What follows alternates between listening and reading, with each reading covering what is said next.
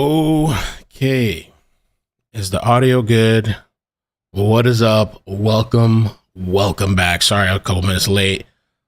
Kind of a crazy morning, obstacle morning. I call them obstacle mornings, where like everything you're trying to do has some type of problem. So everything's like an obstacle course. That was that. But anyway, everything worked out. And I have 3 live streams scheduled for today, including this one. This is including the James Crumbley. And later we're going to do Caleb Harris, and then we're going to do Riley Strain. I sent the email out, and I also notified people on Discord and the times and everything. Times are always subject to change, because if you've been here enough with me, you know that anything can happen at any point. So yes, it's already closing arguments. Believe it or not, people are kind of shocked. Like, damn, like this was really fast. I wonder, has it even been a week? Was it just 5 days? How long was the trial?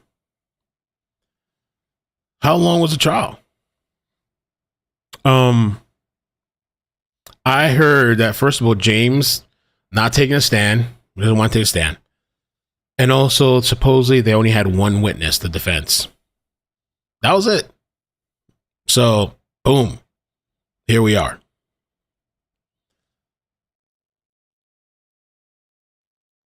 Let me adjust this here a little bit.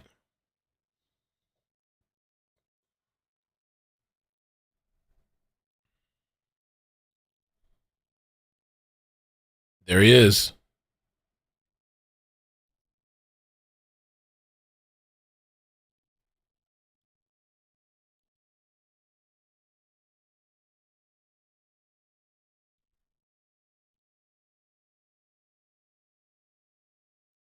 All right.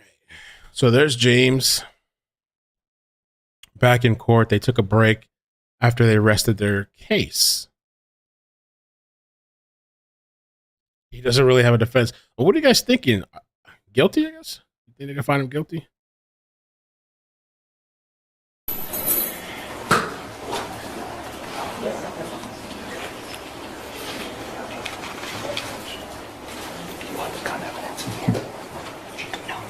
I notice he's not wearing the earmuffs anymore. Well, I guess he doesn't need he was doing it for the headphones. Okay, so where are we with this? Where's the... Okay. What's up? I need...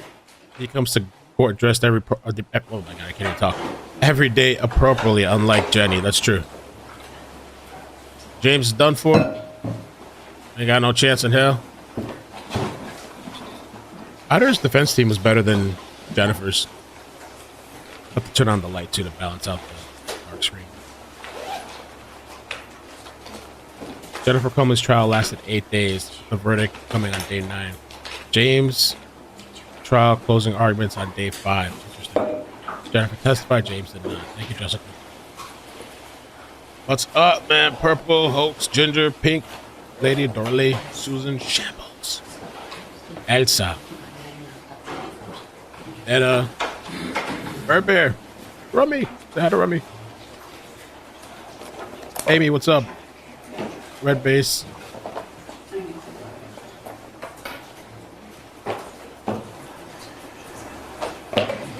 could have covered this trial, but I decided to spare us. I don't think we needed to sit the whole trial.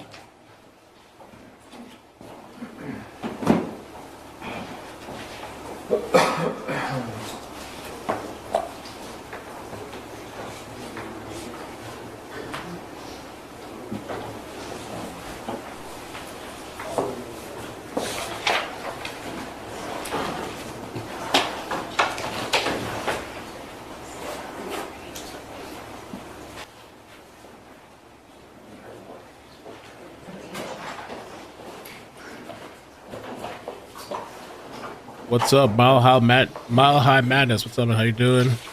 Remy says hi. He's a little shark. 5 months old tomorrow. Wow, that time's really flying.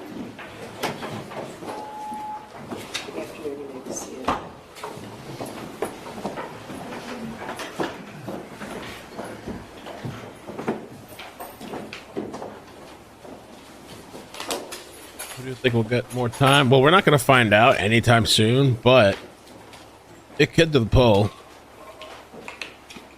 Who will? Well, People versus James Crumbley, case number 222799989 FE. Thank you, Mark Keast, on behalf of the people. Karen McDonald on behalf of the people. Good afternoon, Your Honor. Marielle Lehman on behalf of James Crumbley, who is standing to my left.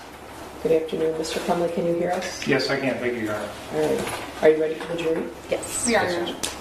All right. I will bring it in. Jennifer's sentencing is in April 9th, I think.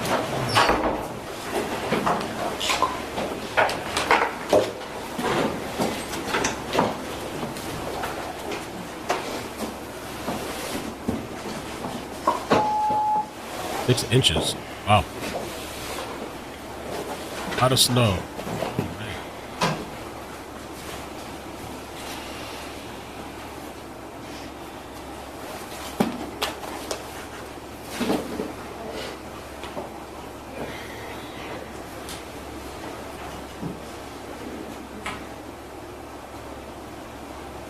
The jury took a day, I guess. I felt it felt like forever, but it took a day, I think.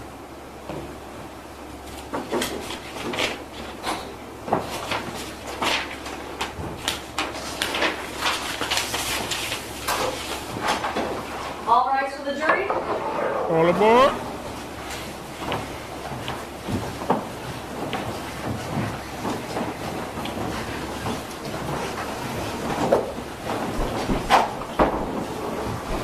Good afternoon. You may be seated.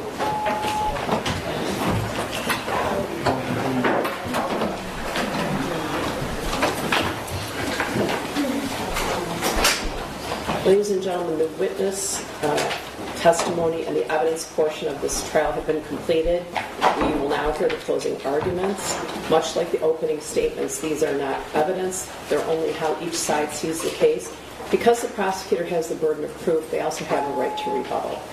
You also will have a copy of the jury instructions at the end of the trial and when you're deliberating. Right? Prosecutor?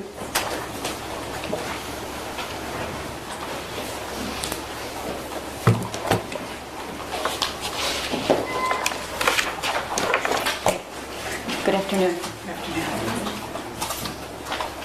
On November 30th of 2021, around 1 o'clock in the afternoon, Lieutenant Tim Willis doesn't remember exactly what happened immediately upon being informed that there's a possible shooter at the Oxford High School. Doesn't really remember who he called or how he got down in the elevator, but he remembers one thing. Whoever he called, the first thing the caller said was, "It's real." Doesn't really remember the details on how he got there that day. But he did tell you that of all the first responder scenes he's ever experienced in his 20 plus years of being in law enforcement, this was the largest and most serious by far, and the second, what didn't even come close. Ed Wagrowski, who is now works for the Secret Service but was worked for the Sheriff's Office in the Computer Crimes Department, told you that he went so fast that he could barely keep his tires on the road. He told you that he will never forget the look on those kids' faces because they looked like zombies. He also told you that in that moment of crisis, he will never forget the looks on the parents' faces who were waiting desperately for their kid to get off those buses. Molly Darnell, a seasoned teacher who had years and years of training on what to do in an active shooter situation, she told you that even though she locked eyes with James Crumbley's son when he fired his SIG 9mm at her and hit her, she still couldn't believe she was shot. She told you that she didn't even put it together when she felt the warmth and burning on her arm. She didn't even trust herself to recognize a voice she'd known for over 20 years outside the door. And you heard from Christy Gibson Marshall, an assistant principal who had hours and hours of training on what to do in an active shooting situation. And what did she do? She ran towards the shooter. She ran towards the shooter. All the training, all the preparation, and she did the opposite of what she was trained to do and what she tells everybody else to do. Because she couldn't believe it. And even when she saw James Crumbley's son with that gun, she still couldn't believe it. But she wasn't going to leave because Tate needed her help. All four of these individuals trained for years and years and years. Law enforcement, what to do in an active shooting situation. Yet, all four of them, as experienced and trained as they were, had no idea how to accept the reality that this was happening. Which is why Lieutenant Willis remembers it's real. Ladies and gentlemen, those four people, they were adults. Those four trained, experienced people were adults.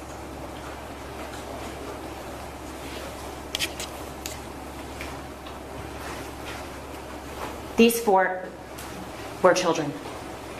And so were the hundreds of kids in that school. What happened that day is about the deaths of these four children and what James Crumbley did and what he didn't do. The shooter has been sentenced and prosecuted and convicted. He pulled the trigger. James Crumbley is not on trial for what his son did. James Crumbley is on trial for what he did and what he didn't do. James Crumbley had a willful disregard of a known danger it caused the death of 4 students in Oxford High School on November 30th, 2021. Hannah, Madison, Tate, and Justin.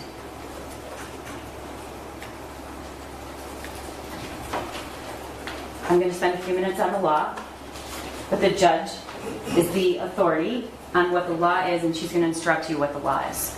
He's charged with 2 counts of involuntary manslaughter under 2 alternative theories. You don't have to find both. You don't have to agree on both. You can agree on both, but either one is the only thing necessary to return a verdict of guilty.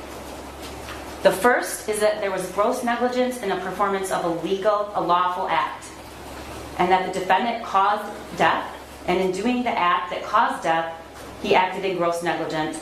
And then the second is his failure to perform a legal duty, and that he knew about the facts that gave rise to the duty, and he willfully neglected or refused to perform that duty, and he failed to perform it, and it grossly negligent to human life.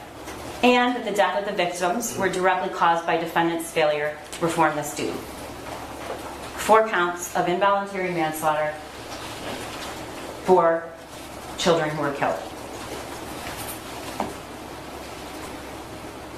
There can be more than one cause of death. James Crumbley doesn't get a pass because somebody else also caused the death of these 4 kids. And the judge will instruct you on that. It's not enough that he just made it possible for the deaths of Madison, Tate, Hannah, and Justin. You must find beyond a reasonable doubt that the deaths were the natural or necessary result of his acts or failure to act. You heard the evidence about how each of those kids were killed. And as previously noted, there can be more than one cause of death. In order to find that the death of Madison, Tate, Hannah, and Justin was caused by the defendant, you must also find beyond a reasonable doubt that his son's act of shooting someone was reasonably foreseeable. Not that he knew his son was going to kill 4 people. That is not what I have to prove. Just that it was reasonably foreseeable. What's gross negligence? It's more than carelessness. It's willfully disregarding the results to others that might follow from an act or failure to act. And in order to find that, you have to find that defendant was grossly negligent, and you must find each of the following three things beyond a reasonable doubt. First, that he knew of the danger to another. That is, he knew there was a situation that required him to take ordinary care to avoid injuring someone else. Second, that he could have avoided injuring another by using ordinary care. And third, that the defendant failed to use ordinary care to prevent injuring another one to a reasonable person. A reasonable person. And it must be apparent that the result was likely to be serious injury. In Michigan, a parent has a legal duty to exercise reasonable care to prevent the minor child from intentionally harming others or prevent the minor child from conducting themselves in a way that creates unreasonable risk of harm to others if the parent knows that they have the ability to control their minor child and knows of the necessity and opportunity for exercising such control. Even before we had safe storage, there was always a legal duty that existed. That newly passed law has no bearing on your legal duty that, as a parent, that you've always had. I said this before, there are 2 theories, 2 different ways to prove the same crime. If proven, one of these, both of them, are sufficient to establish the crime of involuntary manslaughter. And again, it's not necessary that you all agree on which theory has been proven, as long as you agree that the prosecutors proved at least one of those theories beyond a reasonable doubt.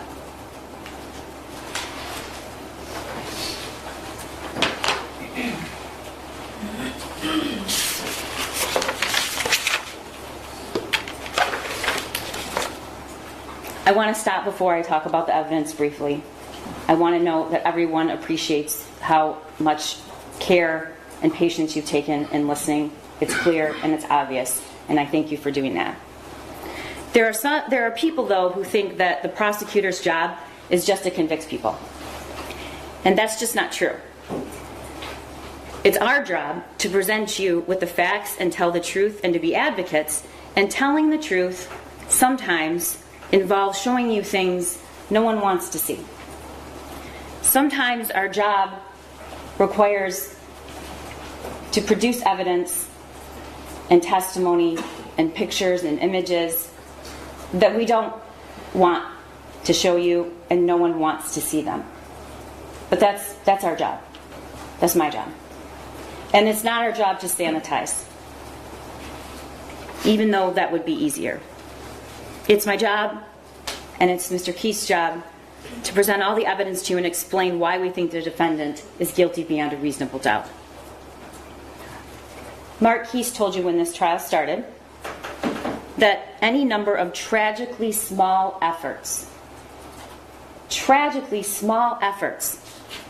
could have saved the lives of 4 kids. That it was foreseeable and it was preventable. And the evidence presented in the last 5 days has proven that, ladies and gentlemen. James Crumbley was presented with the easiest, most glaring opportunities to prevent the deaths of these 4 students. And he did nothing. He did nothing. He did nothing over and over and over again. And the evidence shows that. This case is not about holding James Crumbley responsible for what his son did. Again, if he knew exactly what his son was going to do, he'd be charged with murder. It's about his legal duty and his failure to perform it, or to perform it in a negligent way. You heard the testimony of Molly Darnell. She told you that the first thing she saw when she looked through the window and saw the gun being raised towards her was that there was no orange tip, which she had learned previously, she doesn't remember where, meant it's a real gun. That he aimed the gun at chest level and he locked eyes with her and the bullet landed 6 inches from her heart. Ed Wagrowski, who was a member of the Computer Crimes Unit in the Oakland County Sheriff's Office. He told you about what forensic evaluation of cell phone analysis is. He was qualified as an expert. He described his involvement and observations at the school that day. And he told you that he doesn't really respond to incidents like this. He was in computer crimes. No one comes into the office and says you have to respond to a critical incident, except that day. And you could tell that that had a great emotional impact on him. He watched hours and hours and hours of videos and images of that school that day to put together the evidence that we were able to present to you today and through the past 5 days. He reviewed all of it and he described and then showed you the path and the camera angles of the shooter's path through the school that day.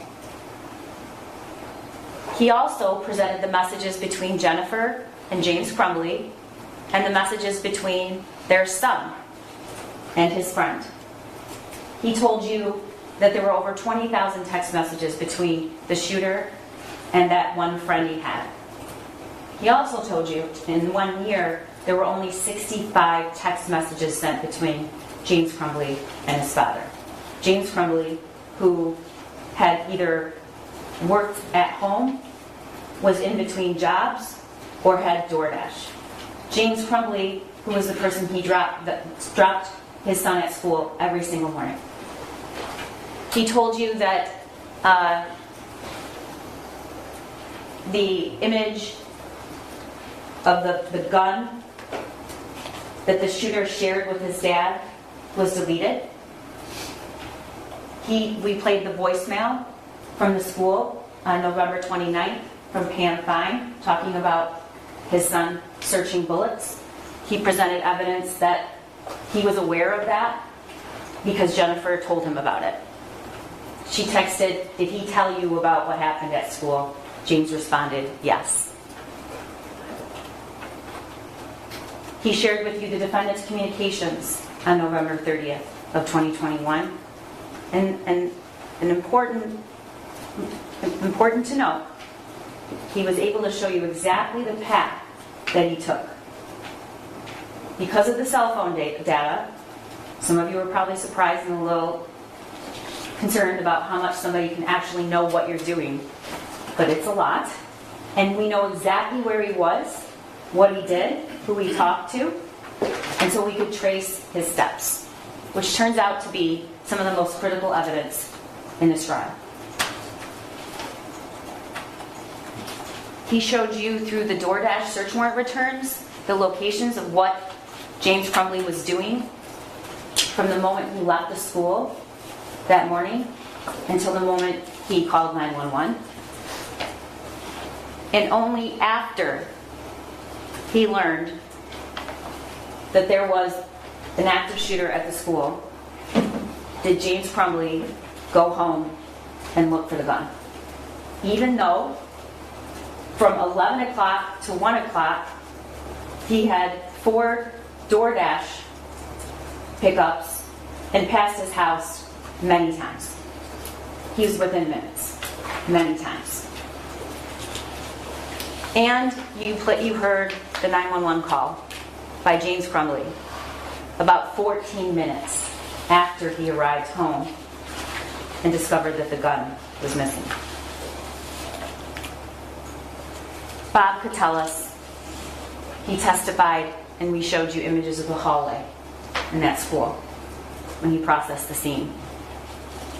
And you saw pictures of that. And he told you that a total of 50 fired and unfired cartridges were recovered. And that the shooter fired 32 rounds and 18 were unfired. And we know where he got those 50. You saw that. It's when he pointed them out across the counter when he's with his mom standing a little bit behind her and said, 2. And you also know that James probably knew that because when he was at the substation and they asked about where this gun was, who owns the gun, where's the ammo, he described it as he bought 2 boxes, referring to his son. Bob Cattell has told you that those are rods placed in where bullet holes have penetrated that glass. And as you can see, and you saw other images, this was somebody who knew how to use a firearm. And Special Agent Brandon told you that's immediately what he observed. Those are shots, if landing on a human being, would kill them. Cami Back explained in detail what her requirement is and what she did that day, and that she knew James Crumbley because in June he came in and he bought 2 more guns, one for himself, which the evidence showed because he told Jennifer how much did your gun cost? It was $300, and then there was another gun, which was his son's, a Derringer, and you saw the Derringer. She told you that she also sold him the 9mm on the 26th, that his son was present with him. He stated he's had his eye on that gun. She told you that they sell a locking mechanism with each gun they sell, that he was provided the trigger lock statement, and that there was a cable lock with the Sig Sauer when he bought it, and it was provided to him, and the ATF pamphlet solely in existence to just warn people, once again, the dangers of firearms with minors. And she told you that regardless of what kind of mechanism they provide, they always provide a tool with anyone who purchases a firearm to make it safe. Sergeant Joe Bryan testified and introduced the video, the recorded statements of James in the substation. James' statements indicate he knew that his son had only one friend and that he left abruptly. He referred to the math worksheet that morning as some doodling on a paper. But that was after the shooting. Before the shooting, we know that he texted Jennifer Crumbley WTF when he saw it. Now he's downplaying it. It's just doodling. When asked how many rounds, he corrected Jennifer and indicated there were a box of 50 rounds that he bought his son. When asked where the gun was, James responded, it was hidden in an armoire, in the case, and the bullets were hidden in a completely different spot underneath some jeans. We're going to get to that. What James didn't say that day, no mention of any lock. No mention that the school wanted them to get their son help that day, and then when they couldn't, within 48 hours. And here's something you never hear him say. You hear him say the gun was hidden. You hear him say that there was some doodling on a paper, that he was a perfect kid.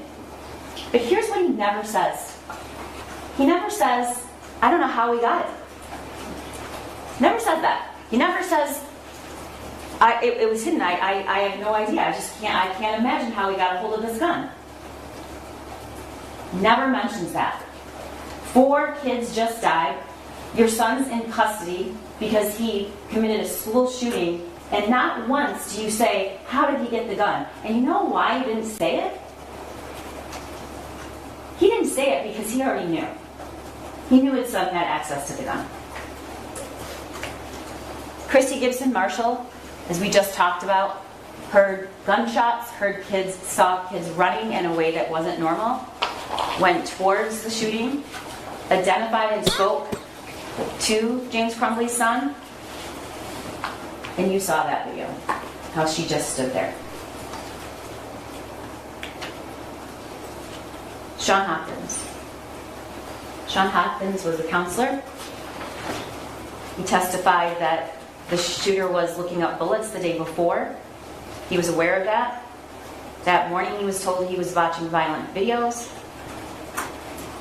And he told you that even in a 20-minute period of time, he was concerned enough to call parents and ask them to come to school right then.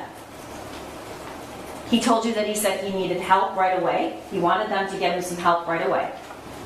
He told you that he was very concerned about the images, but his main concern was for the safety of the shooter. He told you he didn't want him to be left alone. And he said in that meeting, he never received relevant information from mom and dad. It was short. It was a very, very small period of time for a meeting that takes place when you have to come from your work. James was at the barn at the time. Go to your son's school. They were in and out of there in a very short period of time. He testified, they said that just couldn't happen today. They had to work. Now, you've heard the testimony. You know what James Crumbley was doing as employment during that time. And defense counsel and I agree. That is a worthy endeavor, being employed regardless of how you choose to do it. But what's important to note is that DoorDash is not something that you can create your own hours. You can work when you want. It's not compulsory. You can work on the weekends. You can work anytime. Nick Ejak is the Dean of Students, testified that he was also at the meeting and that James Crumbley seemed irritated. And that at the time they knew only a fraction of what was going on. No one told anybody at the school. They just purchased him a gun. Neither one of them. James Crumbley didn't say, you know what, we had this fight before. They mentioned about the fight the night before about grades, but didn't really discuss it as a big deal. Didn't really discuss the gravity of what it was like for his son, who had one social connection to the outside world, and that person abruptly left with, and that his son found out because he just stopped texting him back. And that he was obviously so concerned and upset that he communicated that to his father because his father reached out to the friend's father. He didn't say that.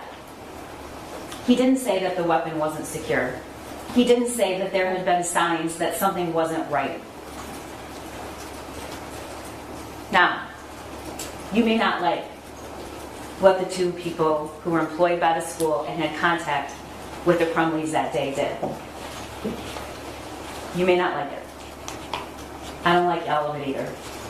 But my job isn't to present to you the evidence that just looks good for my case. My job is to present evidence to you, all of it, because this is about the truth. They coming for y'all. But he doesn't I better get be careful. pass because you don't think the teachers did enough. He doesn't get a pass for that. And the blame shifting is only meant to send a message, I'm not accountable here at all. Even though I bought the weapon. Even though I didn't secure it. Even though I never got help from my son. Even though I could have taken him that day. Special Agent Brandon testified where he was when he heard about the shooting, what he did when he got to the school, how he traced the gun, how he found out who owned it. He watched the surveillance. He noticed a couple things that were really concerning to him. One, it was somebody that was proficient with a firearm. He did what's called a combat load, which is unusual. The way his stance was, the shot he took that killed Tate. This wasn't somebody that wasn't experienced with a firearm.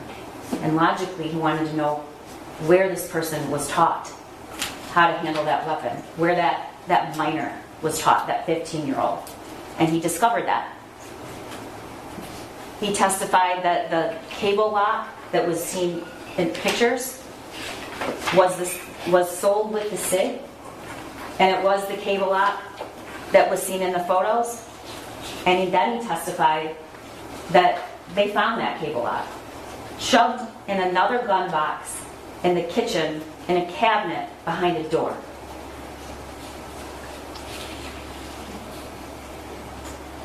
You also heard him tell you that the minute he looked at that drawing, he instantly noticed the gun. It wasn't just any old gun. It wasn't. And maybe you wouldn't have picked that up. But Special Agent Brandon did. And you know what? Who else would have known? The person that purchased the gun, James Crumbley.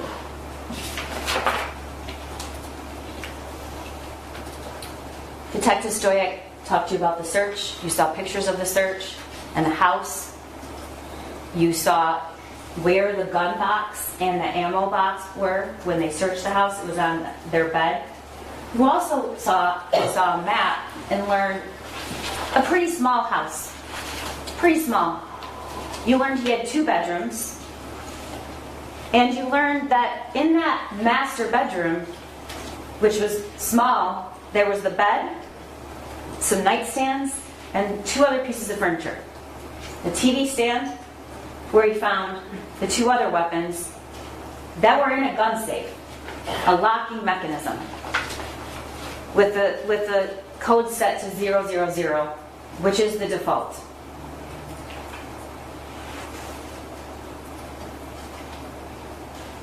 Detective Stoyak and told you what others did. He never, ever, ever said that SIG was locked. He said it was hidden.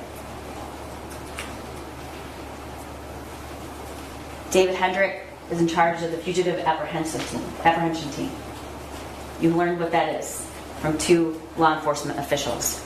You learned that on the day the defendants were charged, they left a hotel in Auburn Hills, local, and drove all the way to Detroit in a building that is meant for businesses, not retail. People don't sleep there.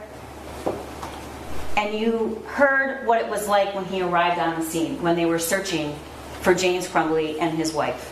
You heard through the body cam of the Detroit officer, and you heard from Officer Hendrick, and you heard from Luke Kirtley that it was extremely loud. There were dozens and dozens and dozens of law enforcement, and most of them SWAT. Luke Kirtley told you about how James Crumbley was discovered that night. And the only reason he knew it is because it was all over social media with the description, the license plate, and picture of James Crumbley and Jennifer Crumbley. Why? Because they were charged. And even before they were charged, there was a lot of speculation about them being charged. Luke told you about what that building looks like, what it's for, who's normally there at night, not many people, that he shares a wall with that studio that they were found in, that mattress they pulled in was out in the hallway. He again told you how loud, and that it would have been impossible if he was in his unit not to hear that. Officer David Metzke told you that there were tons of officers, multiple agencies, and that they took a 35-pound steel ram to bypass multiple doors, and they used it, and it was loud. I think he testified we have the bigger guys do that. We saw through his body-worn camera the arrest of James Crumbley, who was laying on the mattress and seemed to be wanting to create the impression that he was sleeping. There's a big problem with that. One, we know that shortly after Luke Kirtley went out to see the license plate, that he followed him shortly after, and he was awake.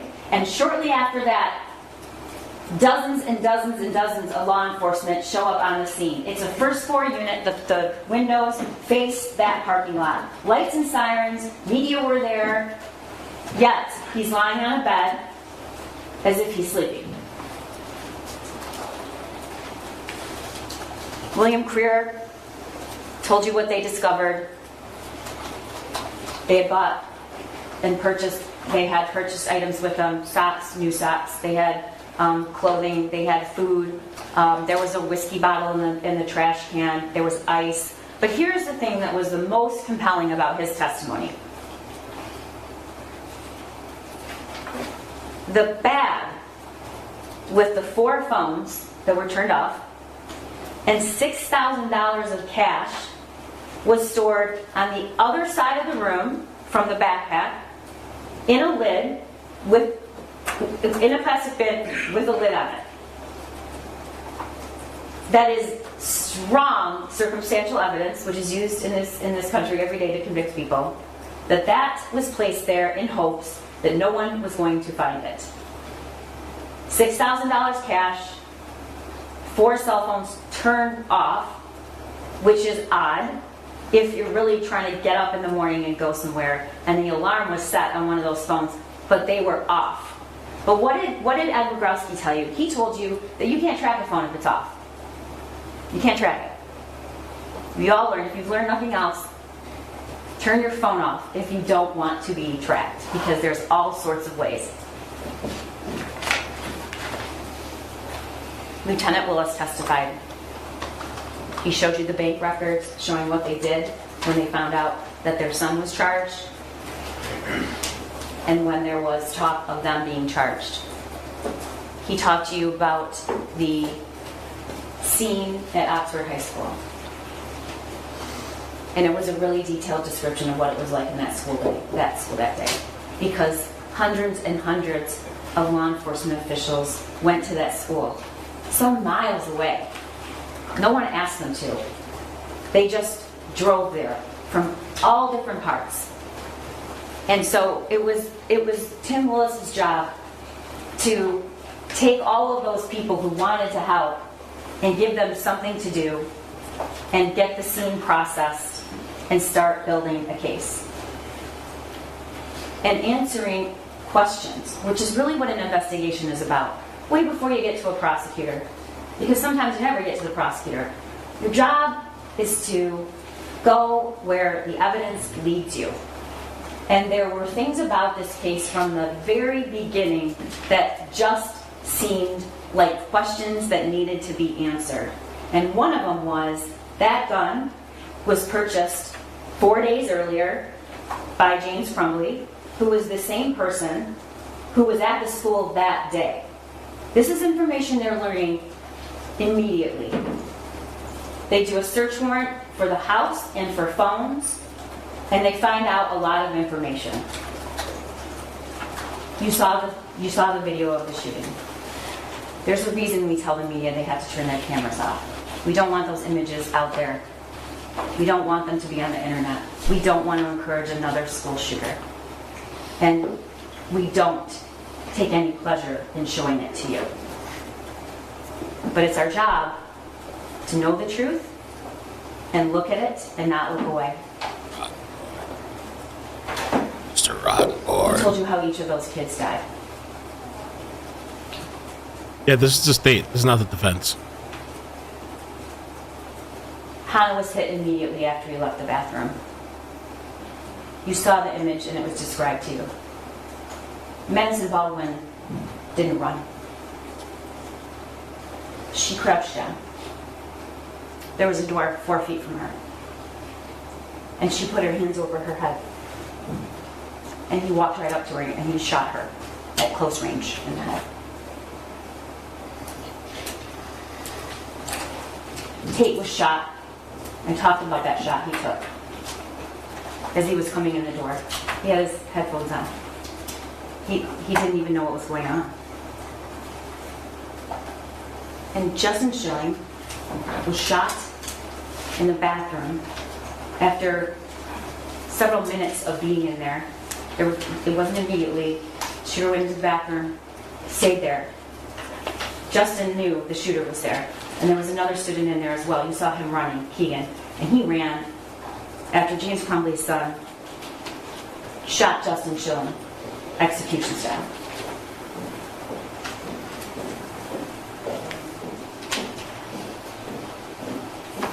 defendant's son had access to and the use of this gun. It was preventable and it was foreseeable.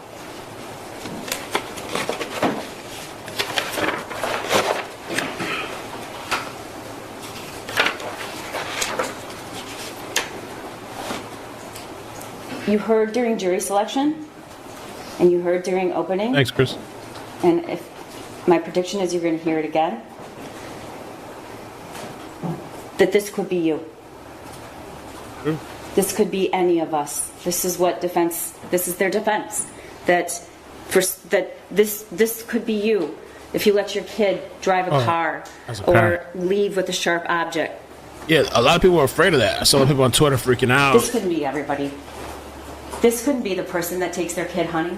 This couldn't be the person that buys a gun for their child to use, for their minor child, for their use. That doesn't create a criminal charge, ladies and gentlemen. It couldn't happen simply because you purchased a firearm or simply because you let your kid drive a car. Beware of the claim that this could be you. Beware. It is not the case that finding James Crumbley guilty of gross negligence would result in a criminal charge for every parent who doesn't know what their child is doing at all times. And it is not the case that he was faced with the same normal challenges as parents that we all go through and suddenly found himself in a courtroom being charged with involuntary manslaughter. It is just not the case, and the evidence shows it.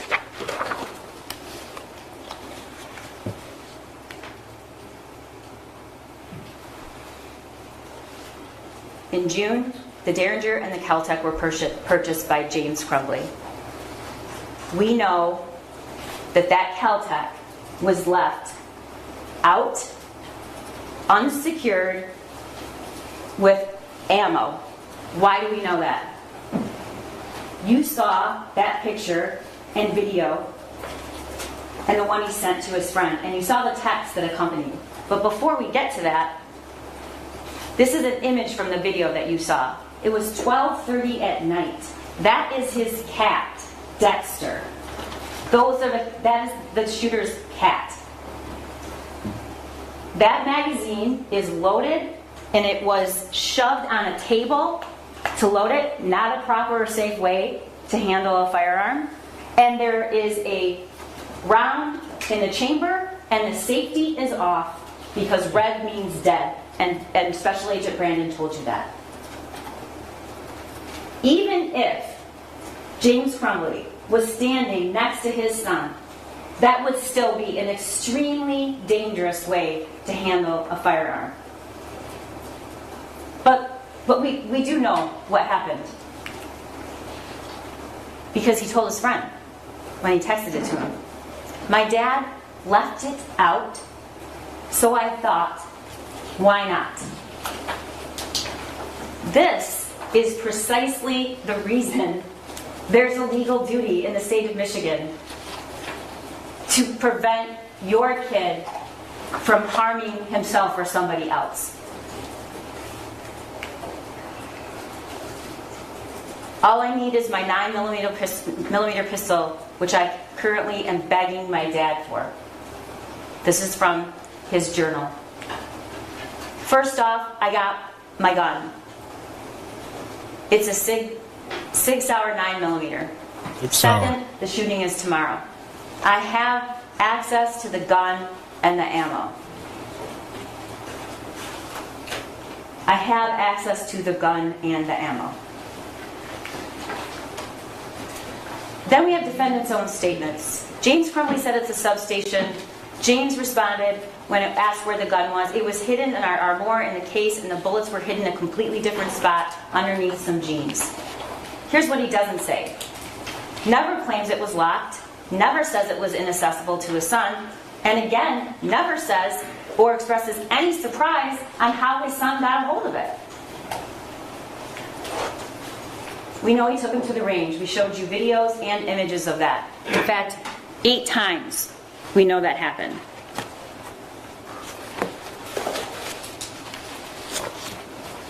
We know that throughout June, July, August, September, October. By November, when he begged his dad for the 9mm, and he actually did buy it for him, now he's at the point where he can instruct other people.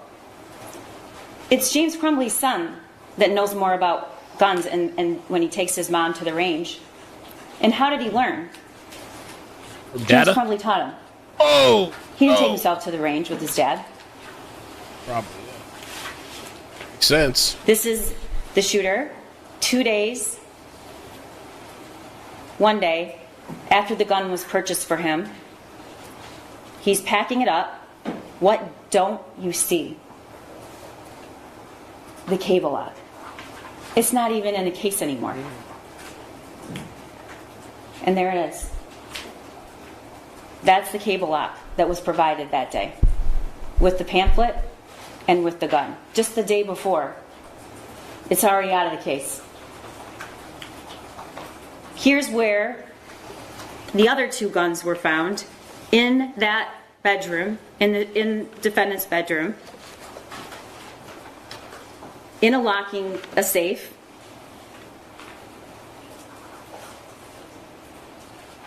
In the TV stand. The code was 000. The important thing is that the SIG could not fit into that gun safe. Could not fit it. It's impossible. But the other important thing is you're hearing a claim that James Crumbley didn't think that he had to lock his weapon up. Okay. It's not about whether you locked the weapon. It's about whether you made it secure. And we already know he felt the need and understood his duty to lock the other 2.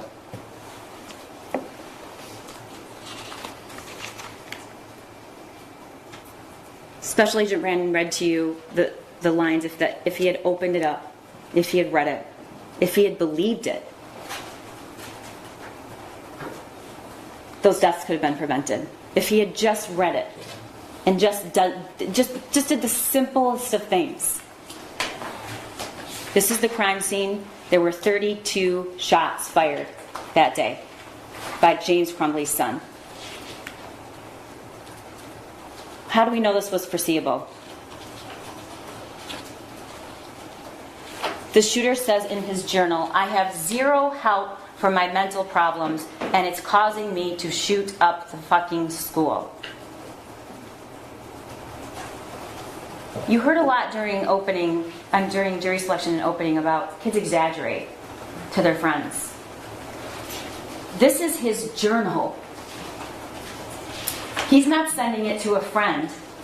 He's expressing his state, which was desperate because he needed help. I want help, but my parents don't listen to me, so I can't get any help. My parents won't listen to me about help or a therapist. I can't even say with a straight face or even find a way to explain the rationale behind a 15-year-old that desperate writing that in a journal because he was exaggerating or lying. We have the text between James Crumbley's son and his friend about exactly what he wrote about in the journal. He hears people talking to someone in the distance. I actually asked my dad to take me to the doctor yesterday, but he just gave me some pills and told me to suck it up. Again, teenagers exaggerating to make themselves look better, to impress. None of these text messages to his friend make him look better. None of them make him look impressive. They just make him look desperate and sad and wanting help. I'm having bad insomnia and paranoia. I need help. I was thinking I could call 911 so I could go to the hospital. This was in April.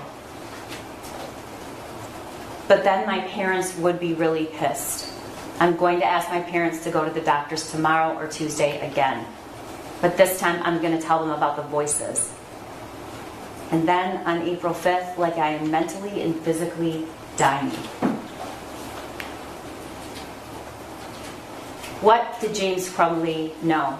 He knew the family dog had died, a grandmother had just died, his son's only friend, the one person he had any social contact with, abruptly leaving, can't even text him.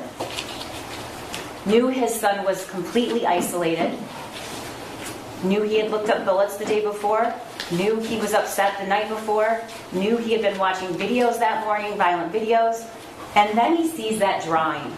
He sees that drawing that morning when he goes to the school, and what does it say? It says, "Help me." How many times does this kid have to say it? He says it in his journal, he says it to his friend, and what is he saying? I asked my parents, I asked my dad. And then if that isn't enough, he writes the words, "Help me," on a piece of paper. And his parents, James Crumbley, is called to the school to see it. And what does he say? He says, "We gotta go to work." He describes his son as a perfect kid, never gets in trouble. Well, you know, if you have a perfect kid that never gets in trouble, being called to the school abruptly that day and asked to come and saying your kid needs help is about 100 out of a 10 in terms of how troubling it is for a parent, if it's that unusual. He knows his son is proficient with guns because 4 days earlier he purchased that weapon for him. Okay. This is James Crumbley's son on the morning of the shooting, November 30th, being dropped off, like every day, by James Crumbley. And here's the worksheet. The thoughts won't stop. Help me. You have a picture of someone bleeding with bullet holes. Yeah. You have a picture of the exact gun. It says blood everywhere. My life is useless. The world is dead. That's pretty bad. To have all that stuff and This is the worksheet Nothing. James Crumbley looked at when it was texted to him. This is the worksheet he sat and looked at when he sat in that counselor's office. Those are the words he was reading when his wife said, "We can't do that today. We have to work." And he said nothing. And he leaves with a piece of paper with the names to call. This is what he was looking at. And there's the piece of paper. It took just one tragically small measure of ordinary care to avoid 4 deaths.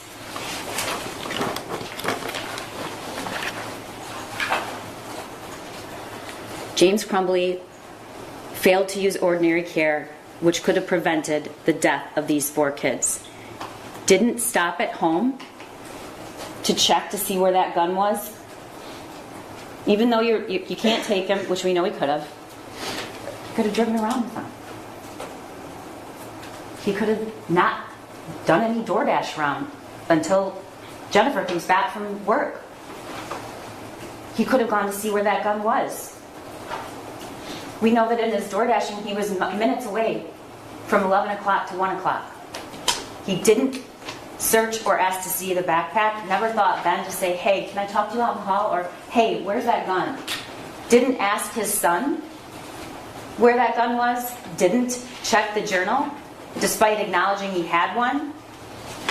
Didn't lock and secure ammunition. Didn't lock or secure the gun. Didn't take his son home. Didn't take him to get this care that a counselor's telling you he needs. Didn't say, "We bought him a gun 4 days ago as an early Christmas present." And didn't tell the school much relevant information at all. And Sean Hopkins told you that. He also didn't disclose any of the instances that you were shown throughout this trial. That there was a message in March about him doing something stupid. Jennifer Crumbley was concerned about it. James was always home. Is he home yet? Is he home yet? Is he home yet? Leave me alone, I have to work. He's fine, is what he says. The incident about giving him melatonin and him being worked up, didn't tell him that he'd asked him for help and asked to go to the doctor, told him to suck it up. Didn't say about the friend and how it was his only person he ever had any social contact with, that there were multiple guns in the home, that he was begging for a 9mm. James Crumbley never even shot that gun. He didn't fire it once. He had it He purchased it on Friday. On Saturday, he was gone all day doing DoorDash. On Sunday, he was gone all day doing DoorDash. In that he wants you to believe he had this secure hiding spot. What, it was a hiding spot for one day? We know it wasn't there on Saturday. We have the shooter taking pictures of it. And we know the cable lock isn't around. And we know Jennifer leaves. He's alone with his gun. Didn't say that it was identical to the one in the drawing. Didn't say he bought 50 rounds to take home. Expensive rounds to use at a range. This is the DoorDash information from 11 o'clock to 1 o'clock and all of the times he passed that house. He was within minutes. We know that he was absolutely concerned about this worksheet until after the shooting in the substation where he says it was doodling. We also know that not once on any of his devices did we find any searches or information he was trying to get about firearm safety or how to make sure a minor doesn't get a hold of it, laws, any of it, until after the shooting. We know that at 10:37 he arrives at school. His son leaves at 10:52. They're gone by 10:53. At 11, he logs on to DoorDash. He completes 4 orders. He tells us in the 911 call and at the substation, he saw cop cars. We know that 12:51, the shooting starts, and we start to see students and parents, we heard, arrive at the Meijer. They're being told by dispatch that's where the unification time is. James drops off his last order at 1:01. The email comes out from the school at 1:09. At 1:11, James is in the Meijer parking lot. It's unclear exactly why. He calls his wife for 57 seconds. That's the call lasts 57 seconds. He's on the phone with her for 10 minutes and 19 seconds. He gets home at 1:20. During that call, she texts her boss, the gun is gone and so are the bullets. So we know that by 1:23, both of them had knowledge about that. He calls her again, 1:30 to 1:33, another 3 minutes. And finally, calls 911 at 1:34.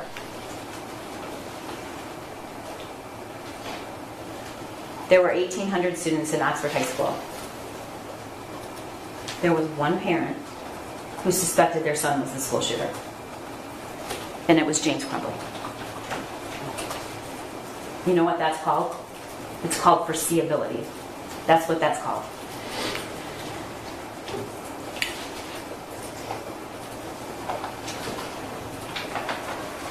What's the location of your emergency?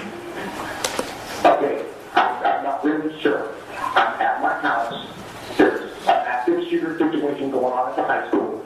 My son goes to the high school. I have a missing gun at my house. I need an officer to come to my house right away, please.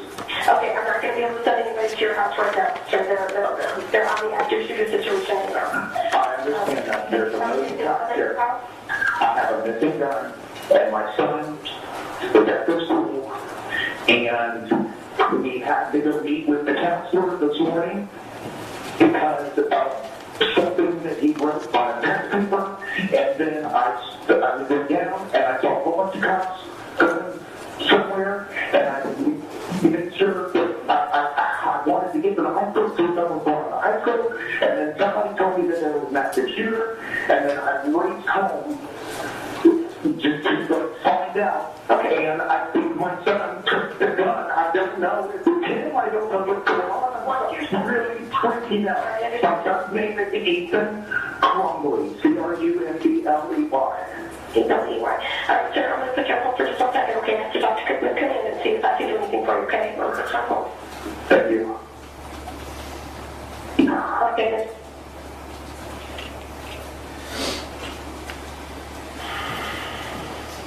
You just heard this. I have a missing gun. My son is at the school, and we had to go meet with the counselor this morning because of something that he wrote on a test paper. And then I saw cops going somewhere. I wanted to go to the school, see what was going on. I heard about the active shooter, and I raced home just to find out. We don't have to discover or argue about whether or not he was put on notice that something was really, really wrong. They're locking He his ass says up. it.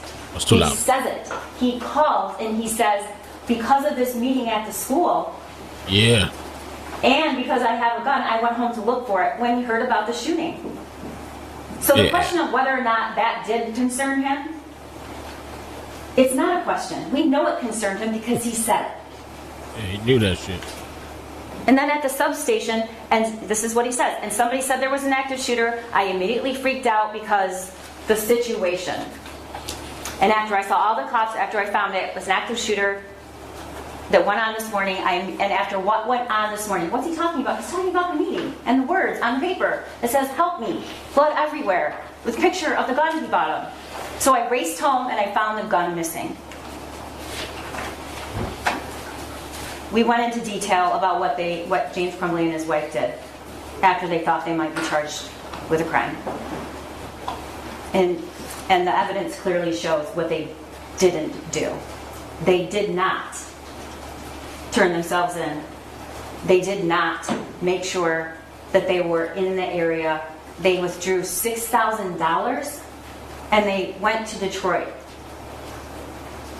and turned the car around so the license plate is not facing, and didn't go out and buy that stuff themselves. They sent somebody else. And lastly, defendant conflicts his own statements. At the substation, the drawing was doodling. When he received it from his wife, he's concerned, my God, WTF. He says at the substation, I immediately raced home and found the gun, and that's when I called you. I called you guys right away. It was 14 minutes after he got home. You think your kid has this gun, you know he does. You know he's really upset, you know the words he wrote, you suspect he's the shooter, and you wait 14 minutes to call 911? He doesn't know when the shooting started or when it ended. I think he owed something to the parents and the kids in that school to at least try, once he did figure out that the gun was gone, which any reasonable person would have known. But why lie and say you call right away? You called after a 10-minute conversation with your wife. At the Skeezer. substation, he's a perfect kid. Boy, Doesn't get skeezer. into trouble. Yet he was looking up bullets. And yet they were called to the school and the drawing. He doesn't say that, or what the drawing was really about. It's a downplaying situation. And then he says the gun was hidden. And again, never once. I don't know how he got it. Never once says that. I gotta roll out of here soon. Check. James check. Crumbley Testing. had concerns that day. He knew something was wrong. He said it in his own words. And we know that because of what was on the drawing, and we know that because we know what his response was when he received the drawing. He kept those concerns private that morning. But he didn't just fail to inform the school. He failed to act.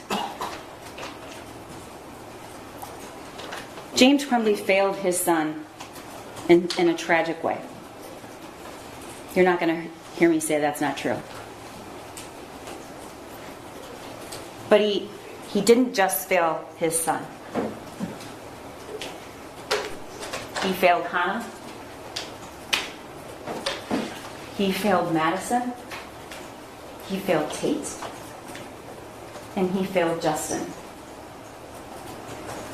He failed to perform his legal duty to prevent these kids from being killed. And he failed their parents too. And I ask that you find him guilty. Thank you.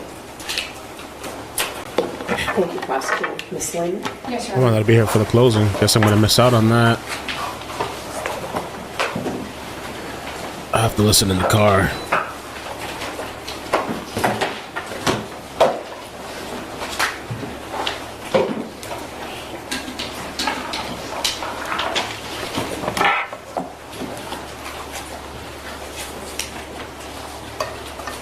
were a variety of emotions following the shooting on November 30th of 2021 at Oxford High School. Terror, anger, and devastation. There's an epidemic of mass shootings in our country. School shootings in particular have devastated our communities. There have been social and political groups formed to address these issues, but so far they've been unable to do so. However, on December 3rd of 2021, the parents of a school shooter were charged with involuntary manslaughter for the first time. When we started this trial, I said that the events of November 30th of 2021 undeniably changed people's lives in ways that most of us will never understand. We know that 4 children were killed, multiple families were devastated, and communities were terrorized. And ladies and gentlemen, James Crumbley and I do not dispute any of that. We heard from people who were at Oxford High School on November 30th of 2021. We not only heard what they had to say, we saw the impact that that day had on them. Multiple people told you what that day was like. They told you what they felt, they told you what they saw, and they told you what they experienced. You were also shown videos of what happened inside of the school on November 30th of 2021. We can agree that you all heard a lot about what happened inside of Oxford High School on November 30th of 2021 through videos and testimony. This case is not about what happened inside of Oxford High School. This case is about what happened outside of Oxford High School. This case is about what James Crumbley knew on and before November 30th of 2021. James Crumbley was charged on December 3rd, 2021 for the deaths of Hannah St. Juliana, Madison Baldwin, Tate Meir, and Justin Schilling. As you've seen throughout this trial, the charges and allegations against James were based on assumptions and hindsight about James and his knowledge about his son, who we've referred to as either his son or the shooter. The prosecution is asking you to second guess the decisions made by James Crumbley on November 30th of 2021 and before those days. And as Sean Hopkins told you, it's easy to look at things in hindsight. But we aren't here to look at things in hindsight. We are here to look at what James Crumbley knew prior to and on November 30th of 2021 before the shooting began.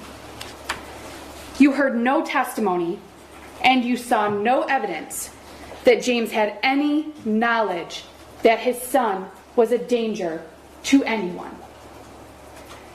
You heard no testimony and saw no evidence that James Crumbley knew what his son was planning. You heard no testimony and saw no evidence that James Crumbley was aware that his son knew where the firearms in the home were hidden.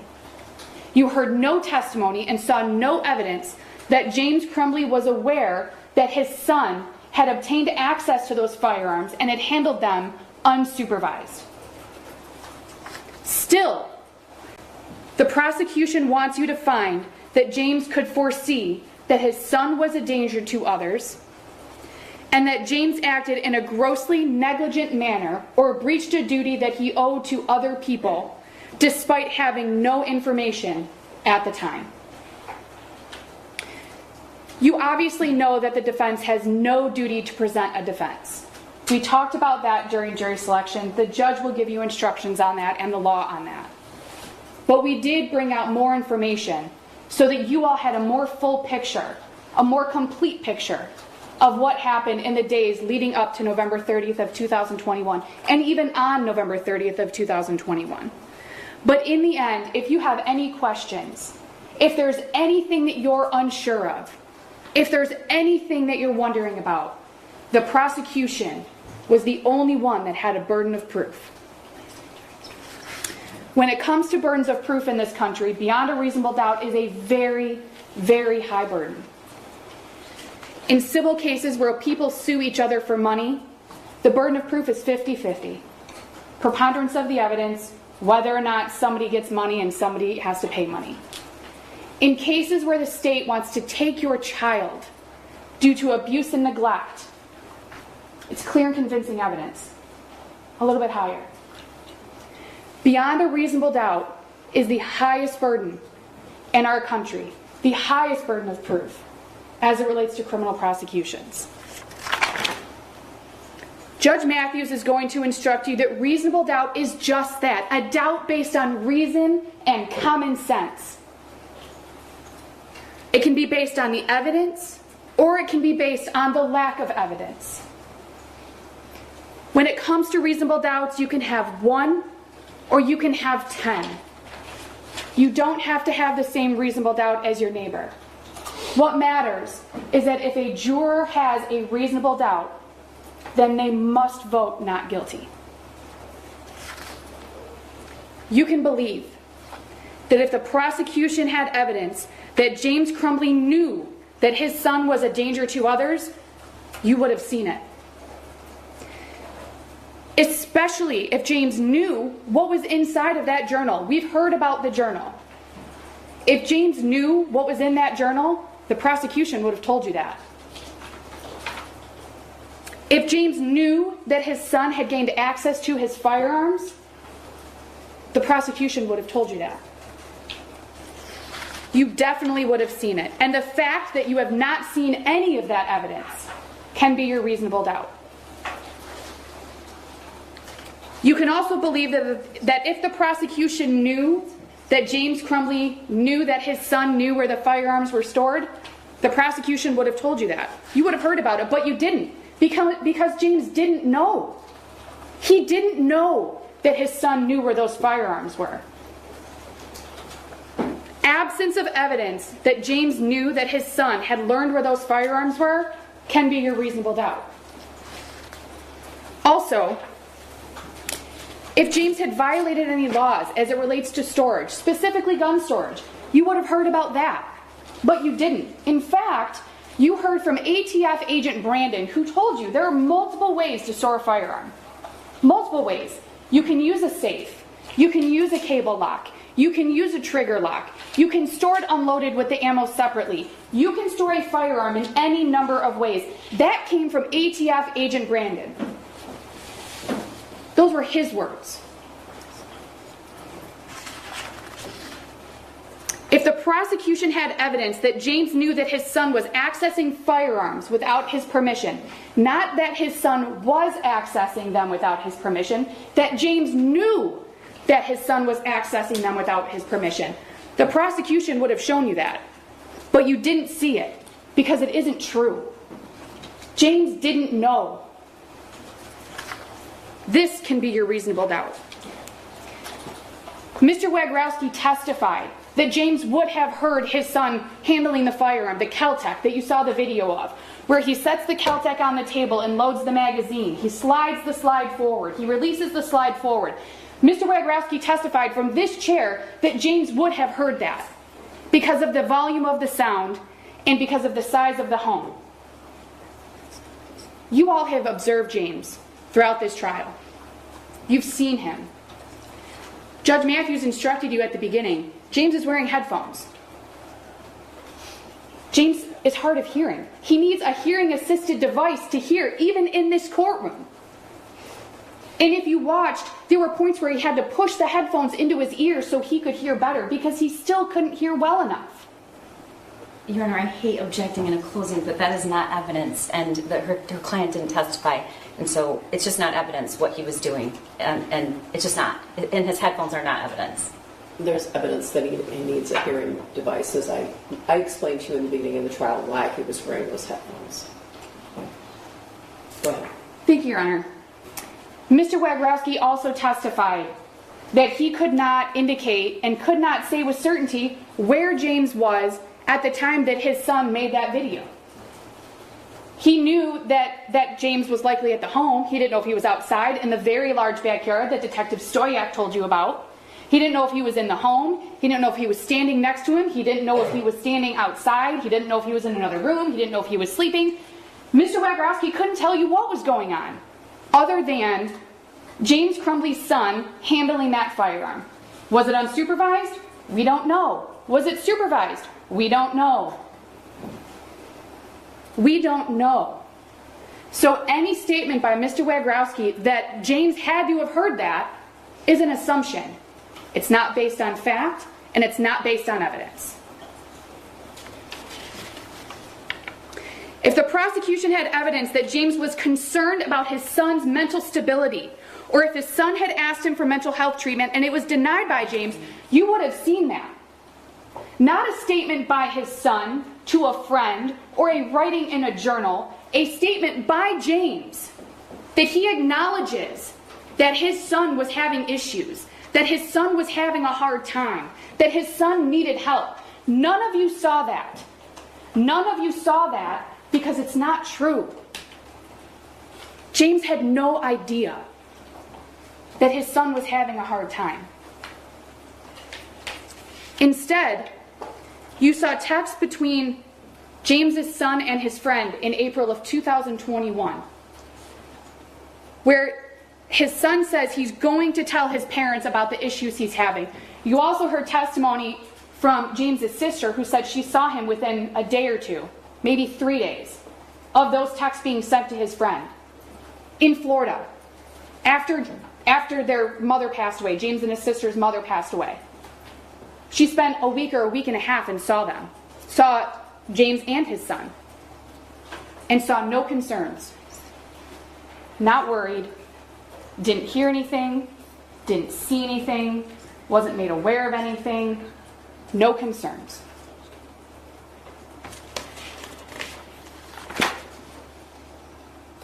You heard that on November 30th of 2021, James drove his son to school. You saw the video of James dropping his son off. You heard that later when James went to the school with his wife to meet with his son and the school counselor, Sean Hopkins, and the dean of students, Nick Ejak, that James had told them, or that James had had a conversation that he had talked to his son that morning. Told his son he loved him. We just want you to do your schoolwork. We want you to do your best. There was never a conversation about, Dad, I'm having a really hard time. Dad, I really need some help. In fact, there were no concerns expressed whatsoever. James had no knowledge that there was an issue. You also heard Sean Hopkins and Nick Ejak both testify that in the office, sitting in the office, that James sat next to his son. Right in front of Sean Hopkins' desk. Sat next to him. Went over the piece of the math assignment with him. The drawings. What was on there. That he was caring. That he told his son, you can talk to me. You can talk to other people. There was some reference to a journal. There was no indication that James knew what the journal looked like, whether or not his son was even writing in a journal, where it was, how often he used it. No indication at all. Just that one may exist. And again, in that meeting, there were no comments, whether either before James got there or after he arrived, from James's son to the school counselor or the dean of students saying, I really want some help. I'm really having a hard time. I really need to see someone. I've been trying to talk to my parents and they haven't been listening to me and I need you to tell them. That didn't happen. Instead, Mr. Hopkins testified that he had concerns about the level of although appropriate, the level of sadness that James's son was experiencing. Sadness associated with the losses that he'd had that year. He lost his grandmother. He lost their Great Pyrenees dog. His friend moved away. He had a hard time with COVID. He struggled with virtual school. Mr. Hopkins was concerned about the sadness and wanted James's son to see someone to ensure that it didn't get any worse. Not that he had to see someone right now. It's an emergency. He has to see someone right now. That's not what was said. In fact, if you recall Mr. Hopkins' testimony, and I believe Mr. Ejak said the same thing, that James and his wife were told that the school was going to follow up with them within 48 hours. Now, in Mr. Hopkins' head, he testified he was thinking it was going to be the next morning, but he told them 48 hours. You heard Mr. Hopkins testify that James's son said he wanted to stay in school. In fact, he even asked for his homework while sitting in the office waiting for his parents. He asked for them to go get his homework. So they went and got his backpack. They brought it back. He started working on schoolwork. His attendance wasn't bad. There's some question about whether or not he missed one or more days of school that year, but his attendance wasn't bad. His grades weren't terrible. They were average, according to Sean Hopkins. There were no concerns, even by Sean Hopkins and Nick Ejak, beyond the sadness that they saw James's son was experiencing. The absence of evidence that James knew about the struggles that his son was having can be your reasonable doubt. You heard from James himself more than once. You heard him tell the police that there weren't any issues with his son. Within an hour of the shooting at Oxford High School, James was at the police station with his wife, interviewing with law enforcement, talking to them, saying, my son was a great kid. I think he used the word perfect. That his grades were mediocre, again, although Sean Hopkins said they were average. But that he'd never had any disciplinary issues. Sean Hopkins and Nick Ejak confirmed that. They had no disciplinary history with James's son. And even if you have a question about how great of a kid James thought his son was, Christy Gibson Marshall said the same thing to you. We'll talk a little bit more about that. But Christy Gibson Marshall also said that James's son was a good kid.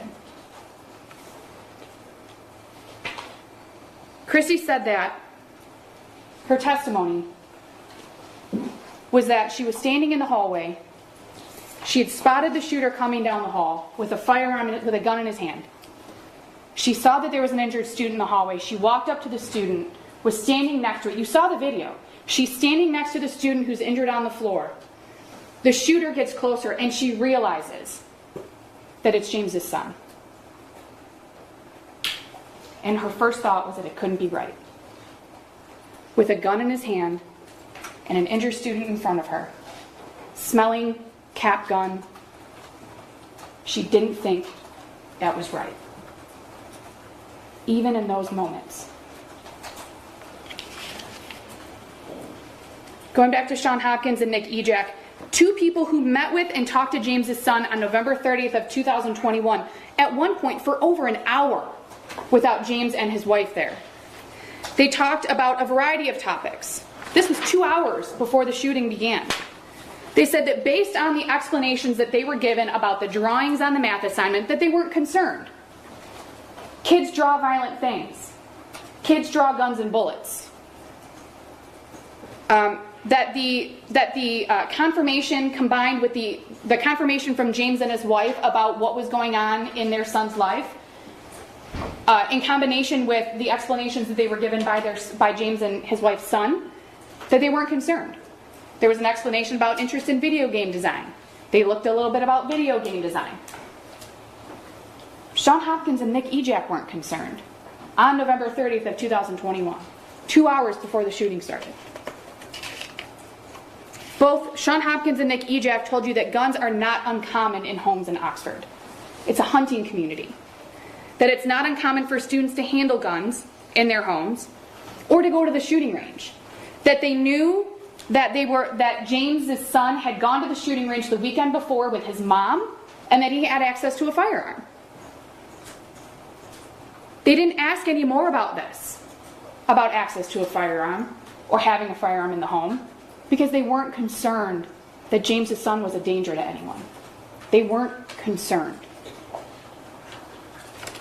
Sean Hopkins and Nick Ejak testified that they had concerns related to the effects of the losses that James's son had experienced in that year. There was testimony that James's son's level of sadness was appropriate given various factors, but that it wasn't concerning. They just wanted to address it to ensure it didn't get any worse, because they'd seen sadness get worse and have issues with other students, according to Sean Hopkins' testimony. We talked about Sean Hopkins and what he said about wanting James's son to see someone within 48 hours. You also heard testimony from Sean Hopkins and Nick Ejak that they didn't believe that, or they believed that James and his wife were going to get their son help. That they had no reason to believe that they weren't going to. And if they did, they would have done things differently. If they had concerns that it had to happen right now, they would have done things differently. But they didn't. Sean Hopkins and Nick Ejak testified that they didn't ask if there were guns in the home. They didn't ask because they weren't concerned that James's son was a danger to anyone. Despite the information and the concerns that they had, they made decisions with the information that they had at the time and based on their education and training, which we can all probably agree a school counselor and a dean of students has more education and training than the average parent. And even with all of that and the experience with teenagers and what they had in front of him, they still didn't believe that there was a reason to be concerned that James's son was a danger to anyone. In fact, they didn't even feel that he was in immediate danger to himself, because if they had, they testified they would have done things differently. James worked. You heard the testimony. He left the school at approximately 10:57, and if you want, you can go back through the exhibits, and logged on to the app for DoorDash and started working within 3 minutes.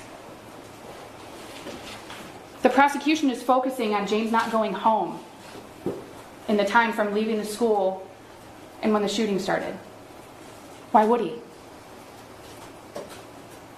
He didn't know.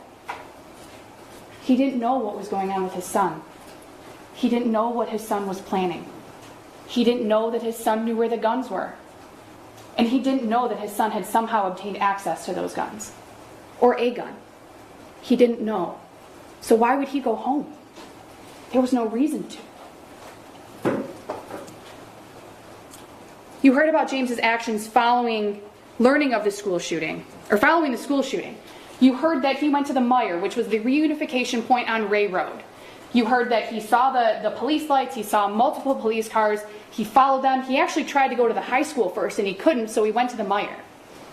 And it was there that he learned that there was a shooting at the school, that there was an active shooter at the school. There's evidence and exhibits showing James's movements while at the Meijer. He was there for approximately 6 to 7 minutes. In that time, he texted his son. You can see that on exhibit 375. He called his son to see if his son was okay. He texted his son again. He called his wife.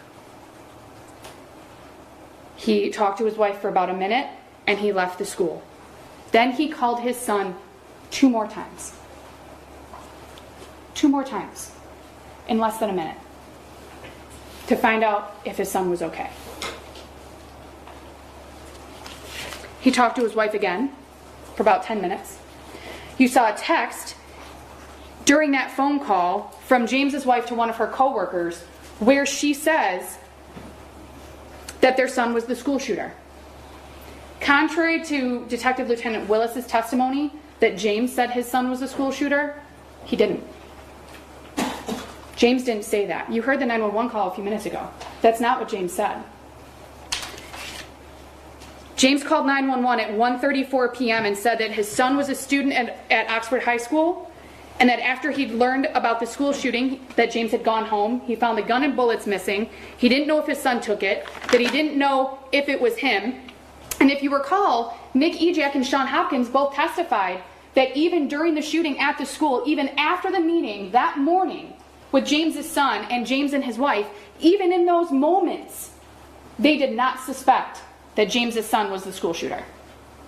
Sean Hopkins testified that he didn't even think that it was James's son who was the school shooter until after he checked attendance, after the shooting had ended, and after James's son had been arrested.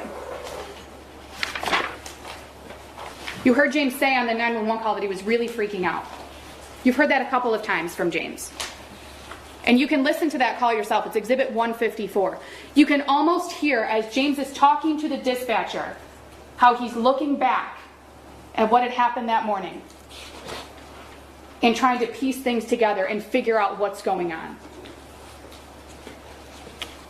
You heard from James 2 more times within hours of the shooting at Oxford High School, once at the substation and once while in the backseat of a patrol car.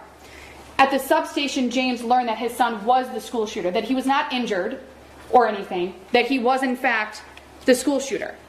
You heard James say he was freaking out. He asked for a water.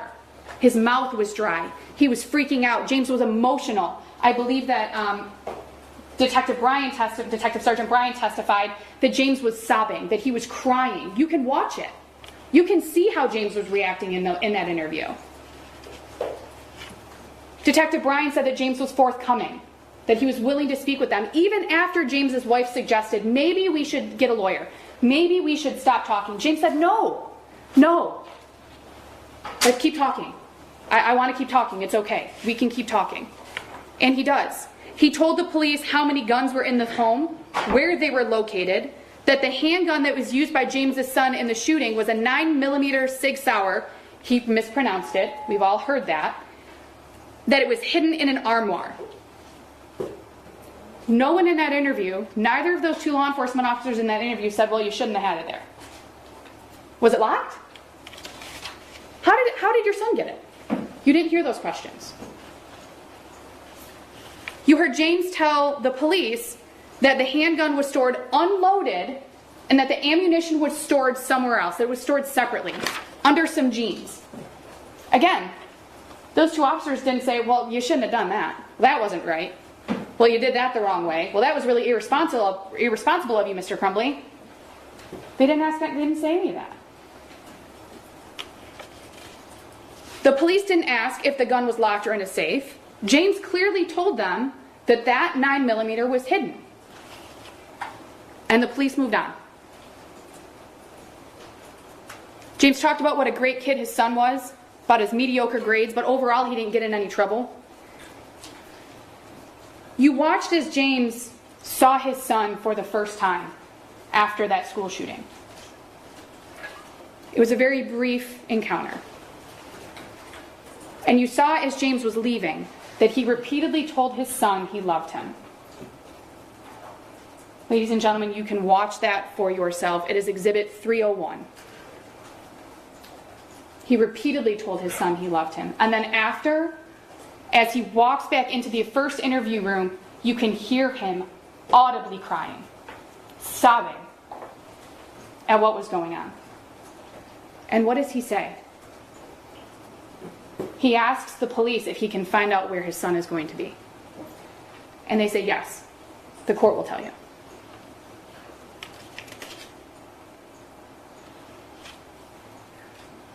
In that interview, you also heard James Crumbley say, I wish we had taken him home. In hindsight, looking back, I wish we had taken him home. James had no knowledge that his son had access to any of the handguns in the home. You saw his son's own words sometime after November 27th of 2021 and before November 30th of 2021. And we know that because in Exhibit 359 on page 22, his son specifically writes 9mm. And we know that there was no 9mm in that home prior to November 26th of 2021. We know that James's son went to the shooting range on November 27th of 2021 with his mom. So we know that that had to have been written sometime between November 27th and November 30th of 2021.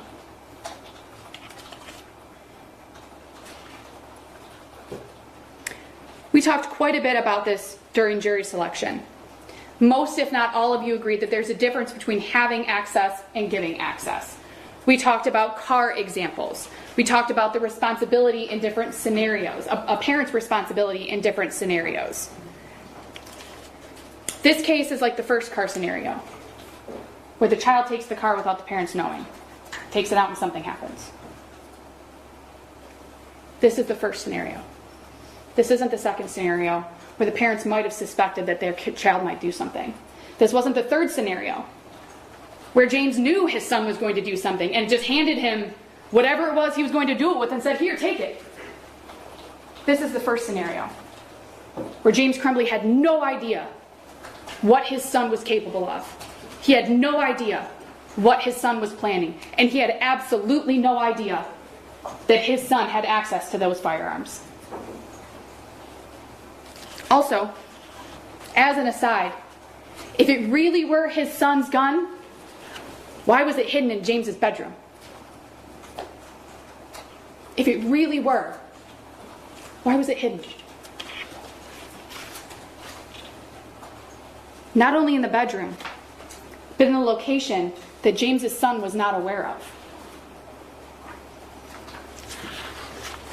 Sometime before November 26th of 2021, James's son wrote this in that journal notebook that was found. Exhibit 359, page 15. We know that it was before November 26th of 2021 because of some of the other statements that are around that journal entry, which you can look at if you'd like, but they reference a 9mm and a .22 caliber, and we know that there was not a 9mm in the house before November 26th of 2021. And even here, I don't know where my dad hid it, is a reference to .22 Cal-Tech. Even before November 26th of 2021, well before November 30th of 2021, James Crumbley's son didn't know where those firearms were. He told you he didn't, in his own words, in his own handwriting, which was verified by law enforcement.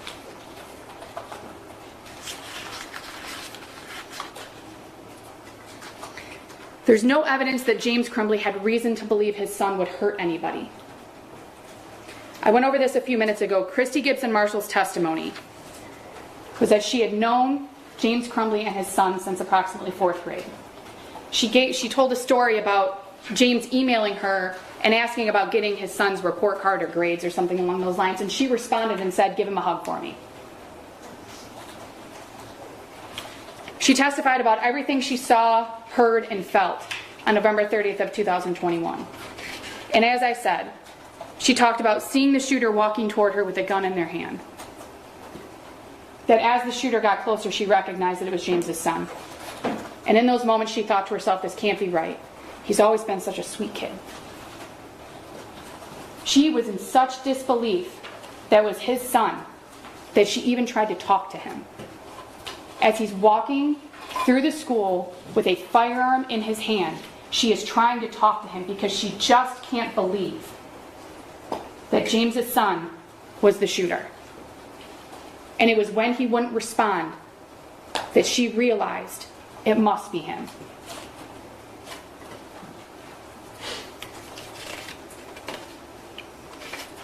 ATF agent Brandon testified there were no laws governing the storage of firearms. We went over this a little while ago. We talked about the various ways that you can store firearms. I outlined a few of them. He testified that people store firearms unloaded and unlocked, which in and of itself is not irresponsible or dangerous in 2021. Not putting a gun in a safe or using a trigger lock alone does not mean that that person is irresponsible. Now, ATF agent Brandon gave you his opinion about what he saw on that math homework. That opinion was given within the last couple of days. And with all due respect to Agent Brandon, his opinion on what he saw is irrelevant. It doesn't matter in this case. What matters in this case is what people thought that math homework showed on November 30th of 2021. And those people weren't concerned. They didn't see what Agent Brandon saw. They saw images that weren't concerning, that are common, that other kids write and draw about. The concern was that he was sad and needed to talk to someone. On November 26th of 2021, we saw evidence and heard testimony that James Crumbley went and bought the Sig Sauer at the gun store. James had been to that gun store on multiple occasions. We heard that testimony from Miss Back, who told you that she recognized him because he'd been there before. There were at least 2 other handgun purchases from that store, which we heard about, the .22 Derringer and the .22 Kel-Tec. James indicated, per Miss Back, that he'd been looking at the Sig Sauer for a few days, or a while. She couldn't really remember which one it was. She testified to both.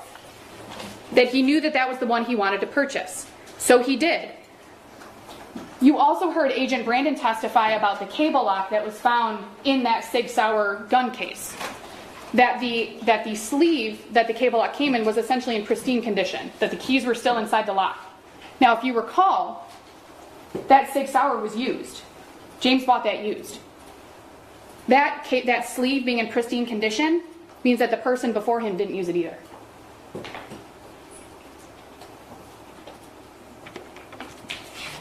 You also heard that James did not purchase ammunition on November 26th of 2021 or at any point prior to November 30th of 2021 for that 9mm.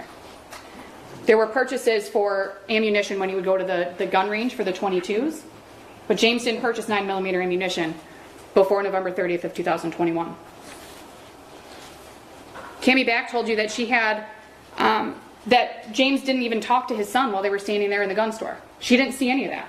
She had no reason to believe that James was buying that gun for anyone but himself. And if she had, she couldn't have sold it. So obviously she didn't think that.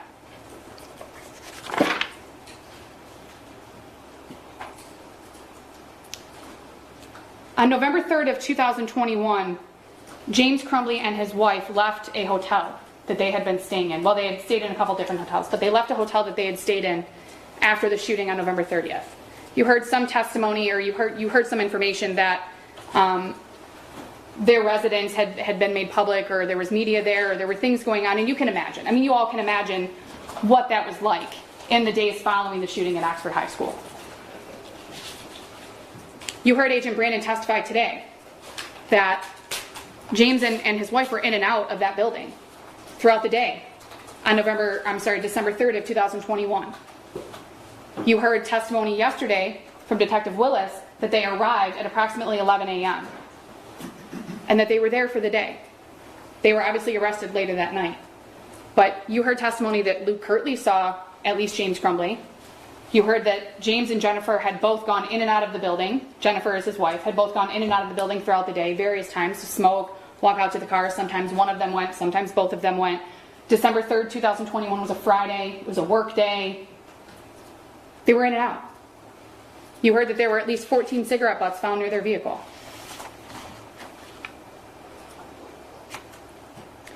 You saw over 300 exhibits during this trial.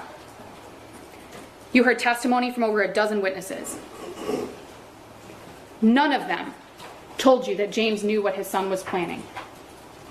None of them told you that James knew that his son was a danger to anyone. None of them told you that James knew that his son knew where those firearms were hidden. None of them told you that James knew that his son had somehow obtained access to the firearms that he had been hiding. None of them told you that. Because on November 30th of 2021, James Crumbley had no knowledge about any of that. He had no knowledge, and he had no reason to suspect what his son was planning to do later that morning on November 30th of 2021.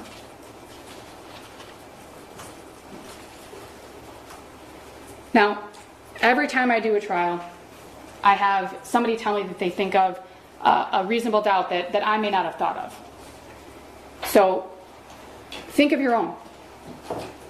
You don't have to agree with all of mine. You don't have to agree with any of mine. You can come up with your own reasonable doubt. Based on the evidence that you've seen, the testimony that you've heard, your collective memories, you can come up with your own. You're not limited to what I've come up with, and you can certainly reach your own reasonable doubt conclusions on your own. And as you deliberate, think about the things you did not hear during this trial. Think about the things that you were told you would hear during the opening statements. That you would hear how the shooter gained access to that gun. You didn't hear that. That you will hear from school officials regarding their concerns about the math worksheet. You heard that they were concerned about sadness, not about danger to others. That you will hear that the need for immediate parental intervention was necessary. You didn't hear that. In fact, you heard the opposite. You heard that Sean Hopkins said that James and his wife, that they wanted James and his wife to have their son talk to someone or to at least make arrangements within 48 hours. No one testified that immediate parental intervention was necessary on November 30th of 2021 during the meeting with Sean Hopkins and Nick Ejak. No one testified that there was a need for immediate intervention of any kind, discipline, mental health, or otherwise. You did not hear testimony detailing how the shooter obtained access to the Sig Sauer. You just saw in his journal that he said he had access, but you don't know how that happened. No one testified that the shooter knew that there was any sort of code to open the gun safe. There's been some talk about the code that was used on the gun safe with the Keltec and the Sig Sauer. There was no testimony that the shooter even knew about that code or what it was. You did not hear any mutual concern for the shooter's well-being from his best friend's dad, who you saw text with between James and his friend's dad, who obviously has experience with mental health with his own child, from what you can see in the texts. And even that man didn't express any concern for James's son. In fact, on November 30th of 2021, he texted James, said, "I hope everyone's okay."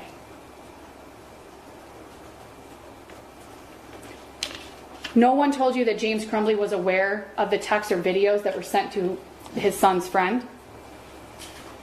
In fact, they all testified, all of the witnesses testified they couldn't tell you that. They couldn't tell you that he was aware. You don't know if the shooter ever actually did do what he told his friend he was going to do. He was going to tell his parents about this, that, and the other. You heard no evidence that he actually did. You heard no evidence that he actually told James any of that.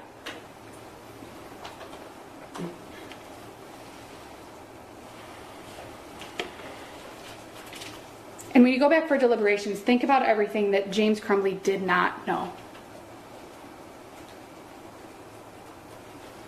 He did not know he had to protect others from his son. He did not know he wasn't exercising ordinary care in the way he was storing his firearm because he didn't know that his son was planning what he was planning.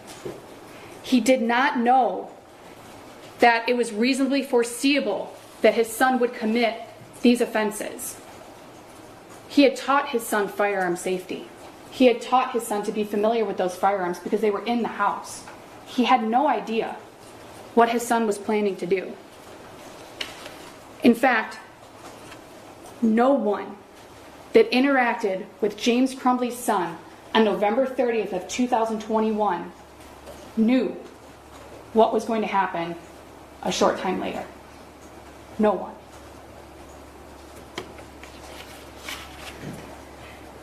And this is the part of the trial that I dislike the most. The prosecution gets to stand up and make a rebuttal statement, and I have to sit down and I don't get an opportunity to respond. That's how trial rules work. The court has told you that. That's just how it works.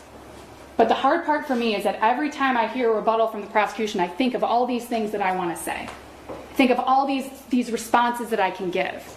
So what I'm going to ask you to do, we've gotten to know each other over the last couple of weeks. You've seen how I am in court. You've heard the questions that I ask. So when you go back to deliberate, think to yourselves, what would Marielle say?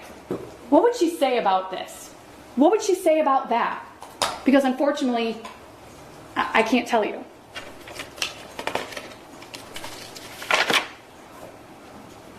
I join with the prosecution in thanking you all for the time and attention that you've paid to this case. You have heard some of the most emotional testimony and seen some of the most difficult things that I can imagine a juror could see. And you likely may not be able to forget it. But what you're all doing in these chairs is of the utmost importance. And I thank you for the time and attention that you've paid. Early on in this case, during our opening statements, the prosecution and I both asked you to follow the law. And I'm going to ask you again. Follow the law. The judge will instruct you on what the law is. She will give you very clear instructions. Please, follow the law. Review the evidence. Review the instructions. And follow the law. Because I'm confident that if you do that, each of you will have at least one reasonable doubt. And your vote will be not guilty. And your vote should be not guilty. Not just because you have reasonable doubts, but because James Crumbley is not guilty. Thank you. Thank you, Ms. Lehman. Rebuttal, prosecutor.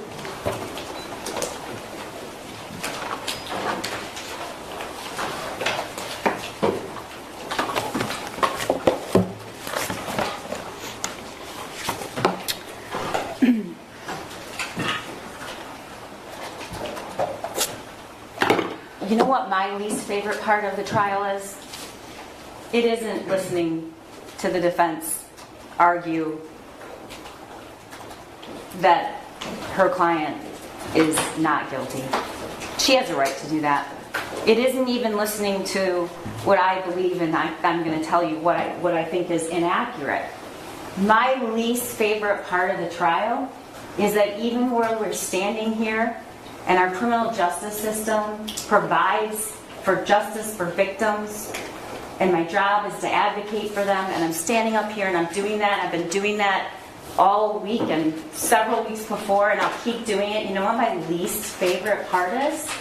It doesn't take away any of the suffering. It doesn't take it away. So, don't deliver a verdict thinking that it will, because it doesn't. Your job is to follow the law and use your common sense when you consider the evidence. I embrace the high burden of beyond a reasonable doubt. I believe in it wholeheartedly, devoted my whole life to it. I embrace it. It's what we use for every prosecution in this country, every single day of every year, for decades and decades and decades. That's the burden we have. And it is not, despite what the argument is always, any possible doubt. You have to be 100% sure. If you're 100% sure, we probably don't need criminal trials. And you can't be. We can't be. That doesn't make any sense, does it? We can't get inside the head of people who commit violent crimes or any crime and decide what they knew and what they wanted and if they loved their kid. I hope he did. I hope he does, by the way. I assume he does. We all do. We all love our kids. That's not my job. It's not my burden. So I embrace my burden, but I'm not going to embrace something that's just not true. Because it is not true that I have to prove, and the people of the state of Michigan have to prove, what James Crumbley knew. It is not true that the people of the state of Michigan have to prove that he knew his son was going to kill somebody. We've talked about this before. If that were the case, he'd be charged with murder. That's not my burden. That is not what I have to prove.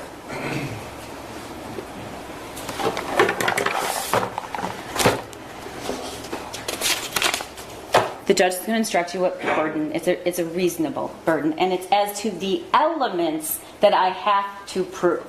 Only the elements. Beyond a reasonable doubt, using your common sense and your reason. The elements, and what are the elements? You're not going to hear that the elements of this crime are that I have to prove what he knew, what he actually knew. That's not the law, ladies and gentlemen. That is not the law. The law is I have to prove beyond a reasonable doubt what a reasonable person would do using ordinary care. That's what I have to prove.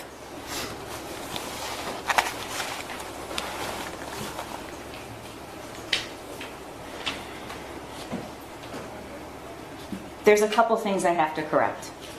The questions defense counsel asks witnesses are not evidence. It's the answers that are evidence, and you have to decide whether that's credible. But Special Agent Brandon did not testify that it was safe. He would call that secure if an unloaded gun was stored separately. In fact, that's not what he testified. What he testified to was that it wasn't storing the firearm or ammunition wouldn't make it secure if you had a 15-year-old who knew how to load and shoot that gun. That was his testimony. You did not hear from people at the school that they were not concerned. That was not the testimony. you did not hear that James Crumbley went home because he was trying to check on his son and he was worried. None of that happened. You heard the 911 call. You have to rely on what you heard, not the questions that were asked.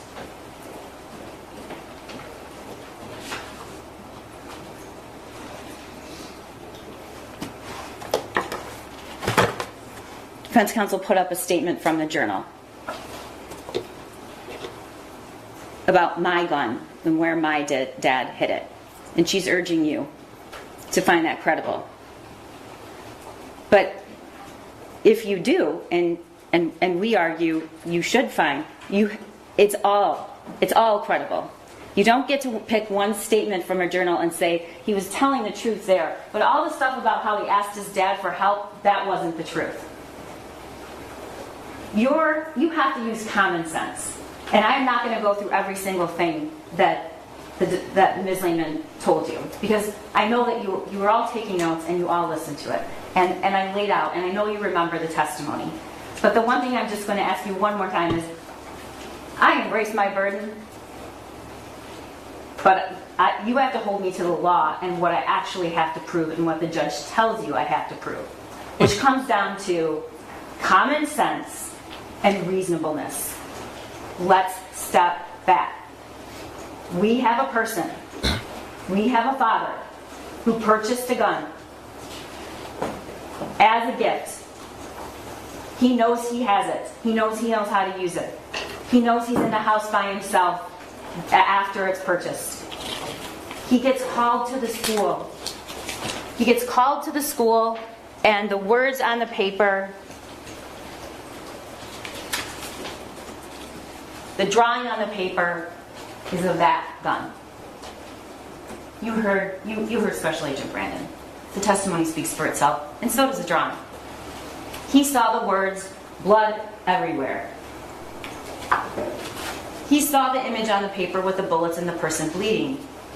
He understands exactly, because the image is there and you saw it, that's exactly where those bullets landed. The thoughts won't stop. Help me. I want help, but my parents don't listen to me, so I can't get any help. And then that day, just hours before, help me. Use common sense. It doesn't make any sense to stand here and say someone had no idea that he needed help when he saw on the page, help me. It doesn't make any sense. Because any reasonable person, which is the standard you have to use, using ordinary care, would know that. Because it actually says, help me. The world is dead. My life is useless. Those messages you saw, that's exactly what he thought. We know what was going on because of the messages in this journal. And then, we know there was a cable lock. You did not hear any testimony about who owned that gun and whether that lock was used or another lock was used. But you do know that whoever purchased that gun had to be 21 years old. You do know that.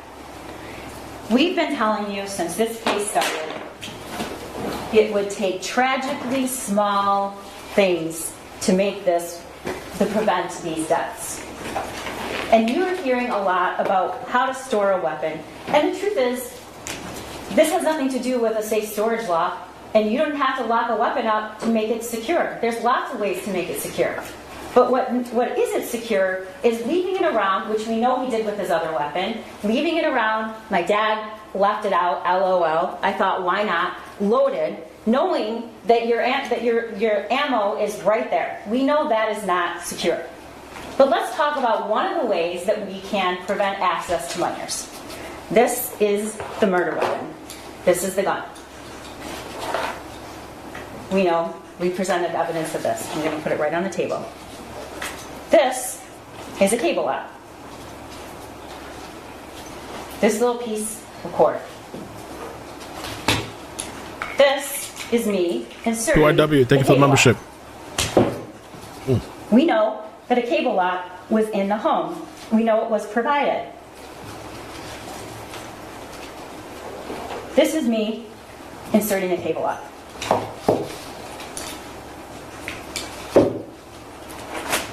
That takes less than 10 seconds. Takes less than 10 seconds. 10 seconds. You don't have to go find it. You don't have to go buy it. It was provided. It was right there. You just watched me do it. 10 seconds of the easiest, simplest thing. One of which, by the way, not the only way. Locking was not the only way to prevent this, but it was one way, and it took less than 10 seconds.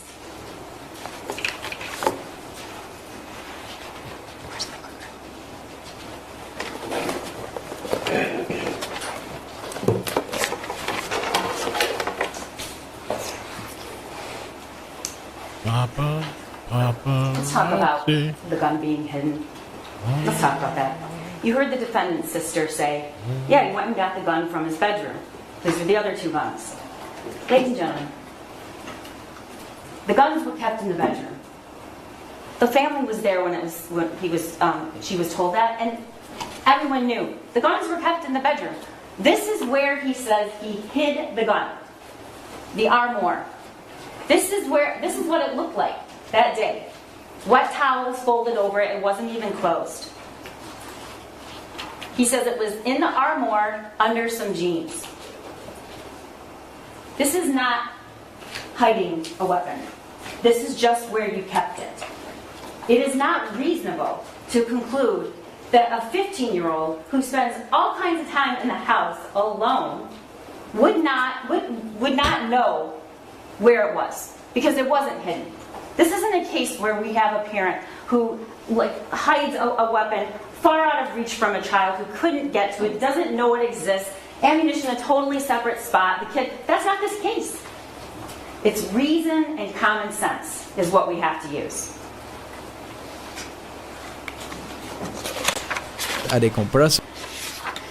We know that James Crumbley went home and looked for a gun when he heard there was an active shooter. And we know he referenced there was that meeting at the school. That's foreseeability, and that's a person who suspects their own son. And that is what I have to prove. Foreseeability to an ordinary, a reasonable person using ordinary care. This case is not a statement about guns. It's not a statement about parental responsibility. It's not about kids doing kids things. The kids on November 30th in that building were doing kids things.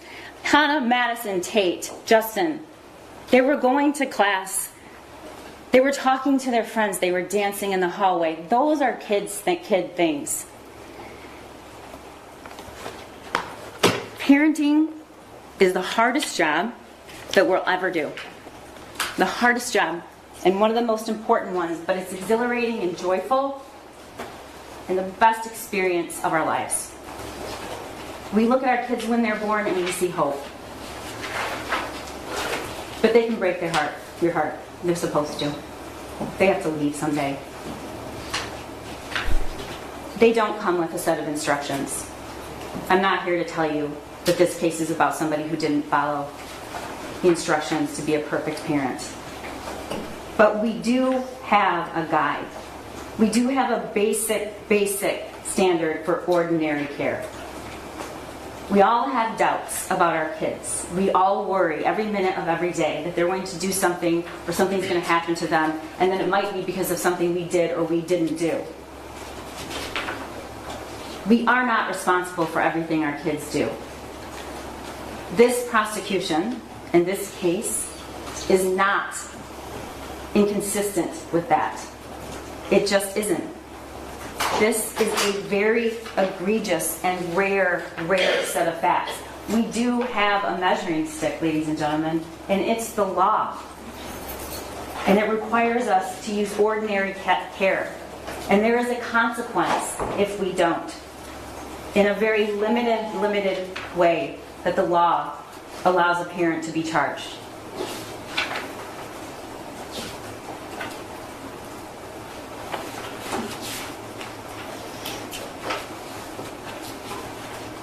Your job now is to go back there and use your reason and common sense and follow the law. That's what your job is. You've listened to all the evidence, and at the end, you will conclude that James Crumbley failed. He might love his kid, I hope he does. But stick to what I have to prove. Stick to what I have to prove. And remember that he didn't just fail in his duty to his son. He failed in his duty to protect Hannah and Justin and Madison and Tate. And I don't say their names to evoke sympathy.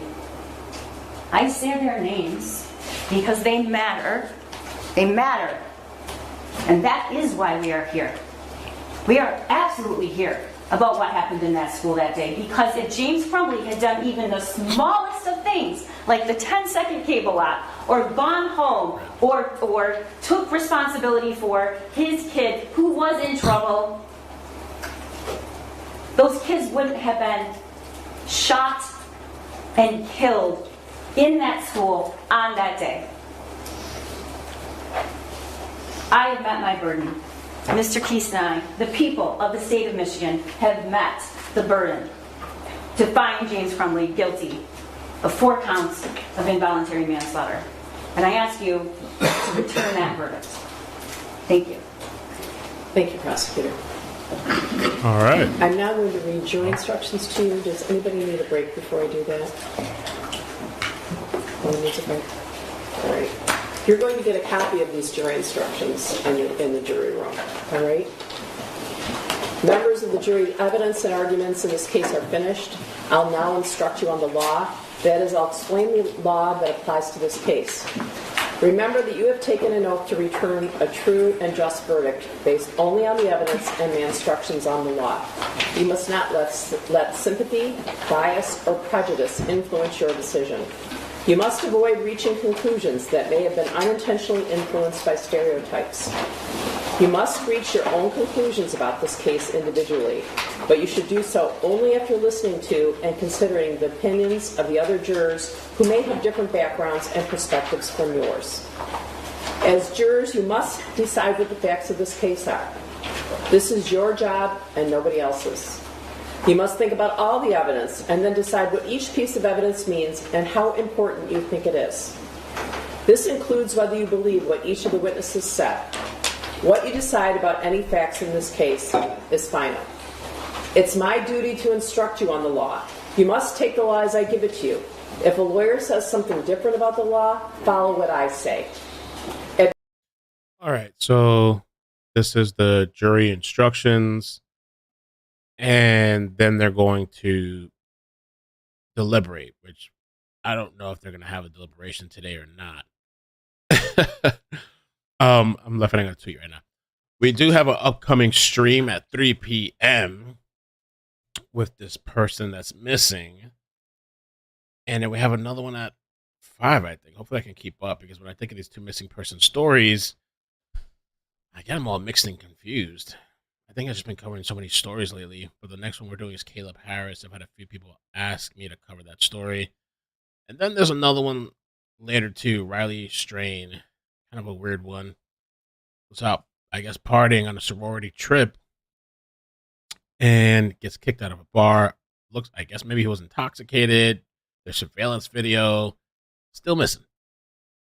We'll talk about it. We will talk about it. Evidence. It is not merely an imaginary or possible doubt, but a doubt that is based on reason and common sense. A reasonable doubt is just that, a doubt that is reasonable after a careful and considered examination of the facts and circumstances of the case. No. Every defendant has the absolute right not to testify.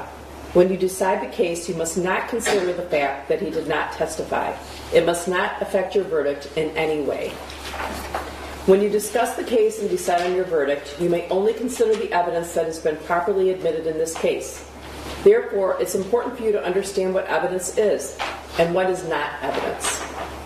Evidence includes only the sworn testimony of witnesses. the exhibits admitted into evidence, and anything else I told you to consider as evidence. Many things are not evidence, and you must be careful not to consider them as such. I'll now describe some of the things that are not evidence. The fact that the defendant is charged with a crime and is on trial is not evidence. Likewise, the fact that he is charged with more than one crime is not evidence.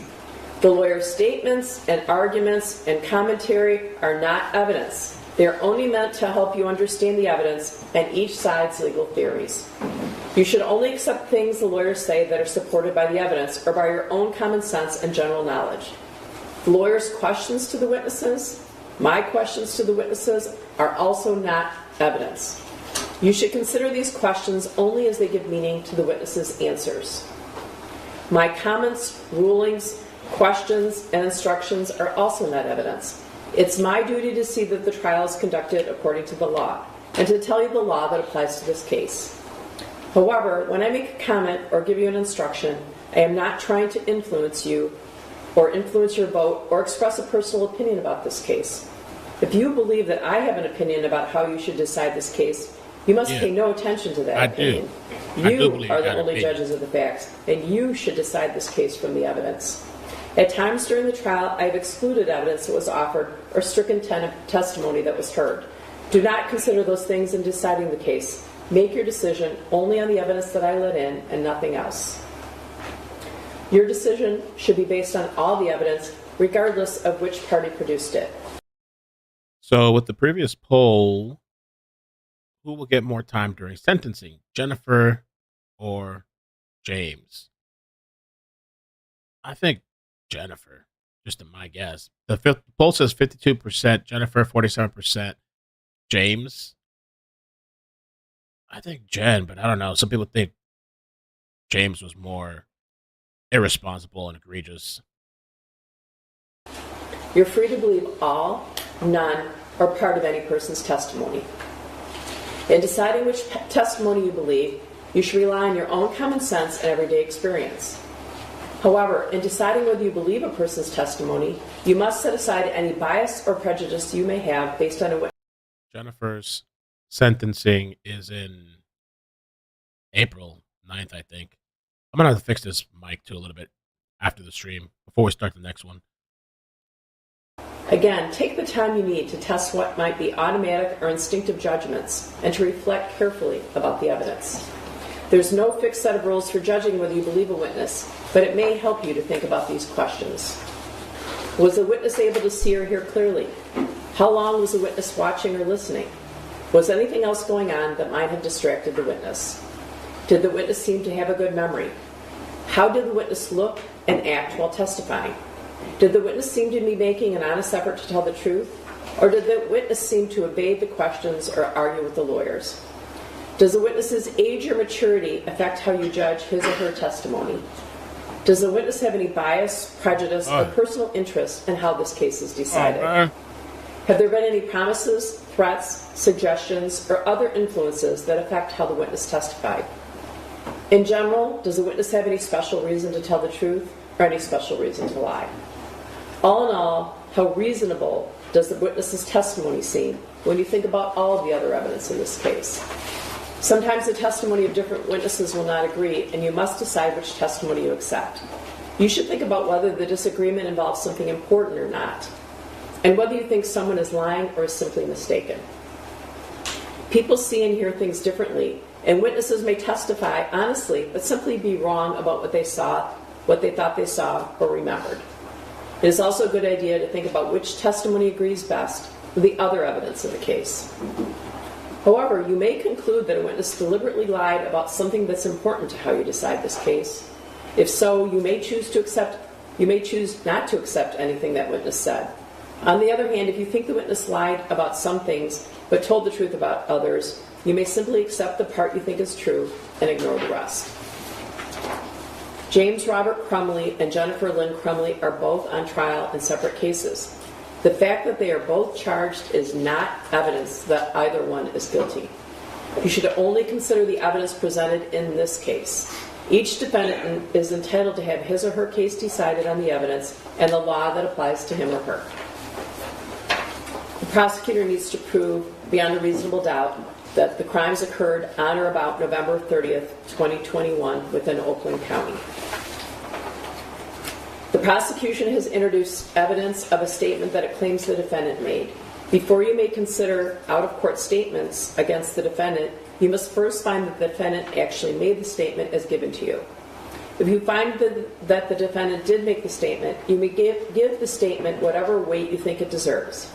In deciding this, you should think about how and when the statement was made and about all the other evidence in the case. You may consider the statement in deciding the facts of the case. Facts can be proved by direct evidence from a witness or an exhibit. Direct evidence is evidence about what we actually see or hear. For example, if you look outside and see rain falling, that's direct evidence that it's raining. Facts can also be proved by indirect or circumstantial evidence. Circumstantial evidence is evidence that normally or reasonably leads to other facts. I was muted. So we're not going to be doing verdict watch because we have other stuff to cover. What I will be doing is keeping an eye out, and hopefully anybody can reach out to me once they come with a verdict. Usually they give you like a couple minutes or whatever, because there's other things we can do instead of I don't want to just sit around waiting for the verdict when we have other stories to cover for now. And also make sure you subscribe to the second channel, okay, so you don't miss out. So subscribe. It's Ickadmel, ICKEDMEL space CC. Make sure you subscribe there so you don't miss out, man, because I'd like to move people over from we're doing extra content, don't have notifications. Yesterday we covered a standoff, California standoff. California love, man with a chainsaw. California, no doubt about it. California in the city. And we had a little fun with Ryan Garcia yesterday, talking about the latest, him exposing the Prime drink. And actually, he made a tweet just a little bit ago saying that he knows who murdered Tupac and that he has evidence and proof. Let me find out where he said this. And I hope that he hands that over to the prosecutors on the case that's coming up for the person that they named as the person that murdered Tupac. But I guess he's had this revelation now. And I don't know if people have suspected this guy, whatever. The guy, forgot the guy's name. But anyway, he said, would you believe me if I told you I know for a fact who killed Tupac? A lot of y'all know the answer, but I can prove it. So hopefully, just like all the kids and stuff that he said he saw and witnessed and has evidence, he said he's going to go to Congress. So hopefully he hands over the information that he's acquired and the proof to the prosecutors. You know.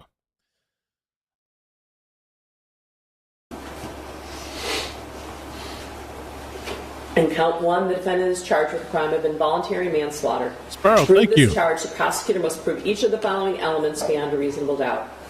First, that the defendant caused the death of Madison Baldwin. That is, Madison Baldwin died as a result of storing a firearm and its ammunition so as to allow access to the firearm and the ammunition by his minor child. Second, in doing the act that caused Madison Baldwin's death, the defendant acted in a grossly negligent manner.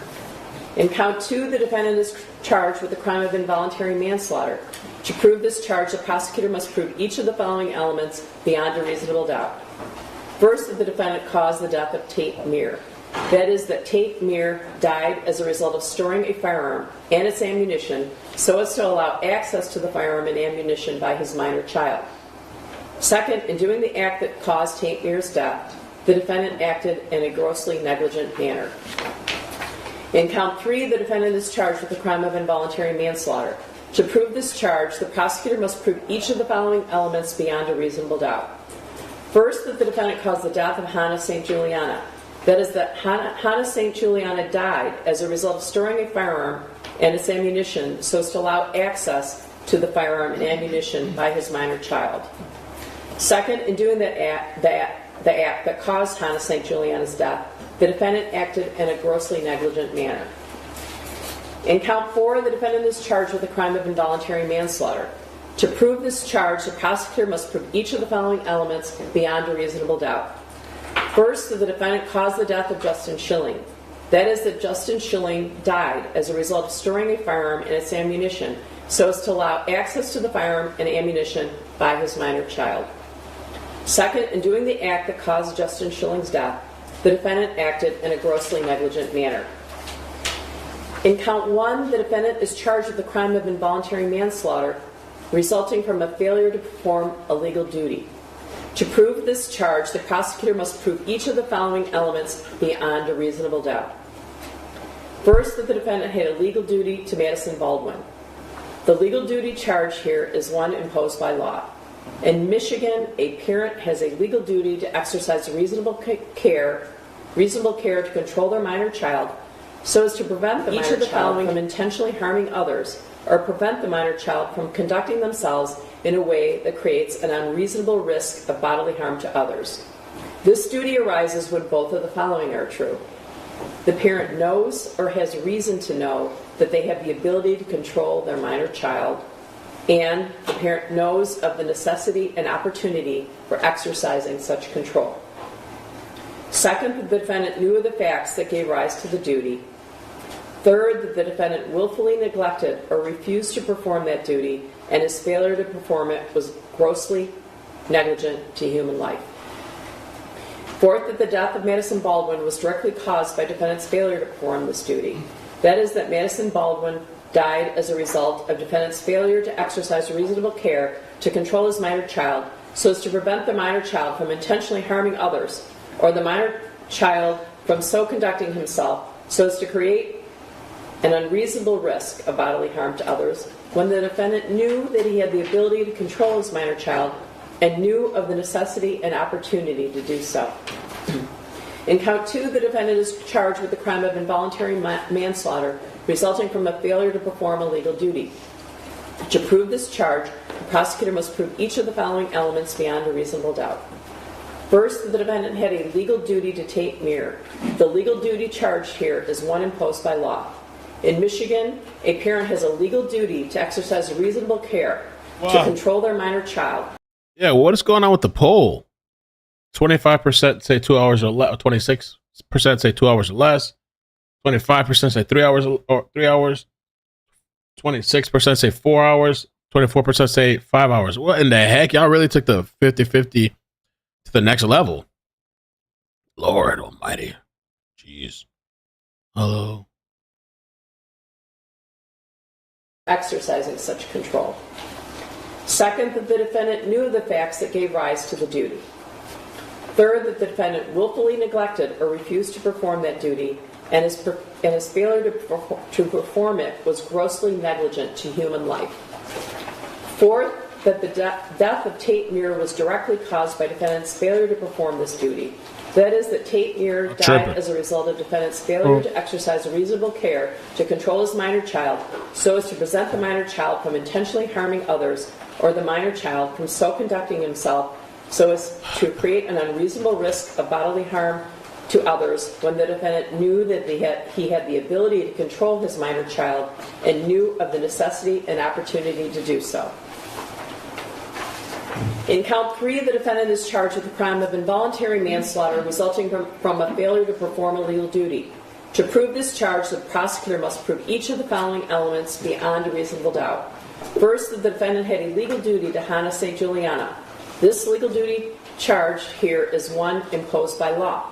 In Michigan, a parent has a legal duty to exercise reasonable care to control their minor child so as to prevent the minor child from intentionally harming others, or prevent the minor child from conducting themselves in a way that creates an unreasonable risk of bodily harm to others. This duty arises when both of the following are true. The parent knows or has reason to know that they have the ability to control their minor child, and the parent knows of the necessity and opportunity for exercising such control. Second, that the defendant knew the facts that gave rise to the duty. Third, that the defendant willfully neglected or refused to perform that duty, and his failure to perform it was grossly negligent to human life. Fourth, that the death of Hannah St. Juliana was directly caused by defendant's failure to perform this duty. That is, that Hannah St. Juliana died as a result of defendant's failure to exercise reasonable care to control his minor child, so as to prevent the minor child from intentionally harming others, or the minor child from so conducting himself so as to create an unreasonable risk of bodily harm to others, when the defendant knew he had the ability to control his minor child and knew of the necessity and opportunity to do so.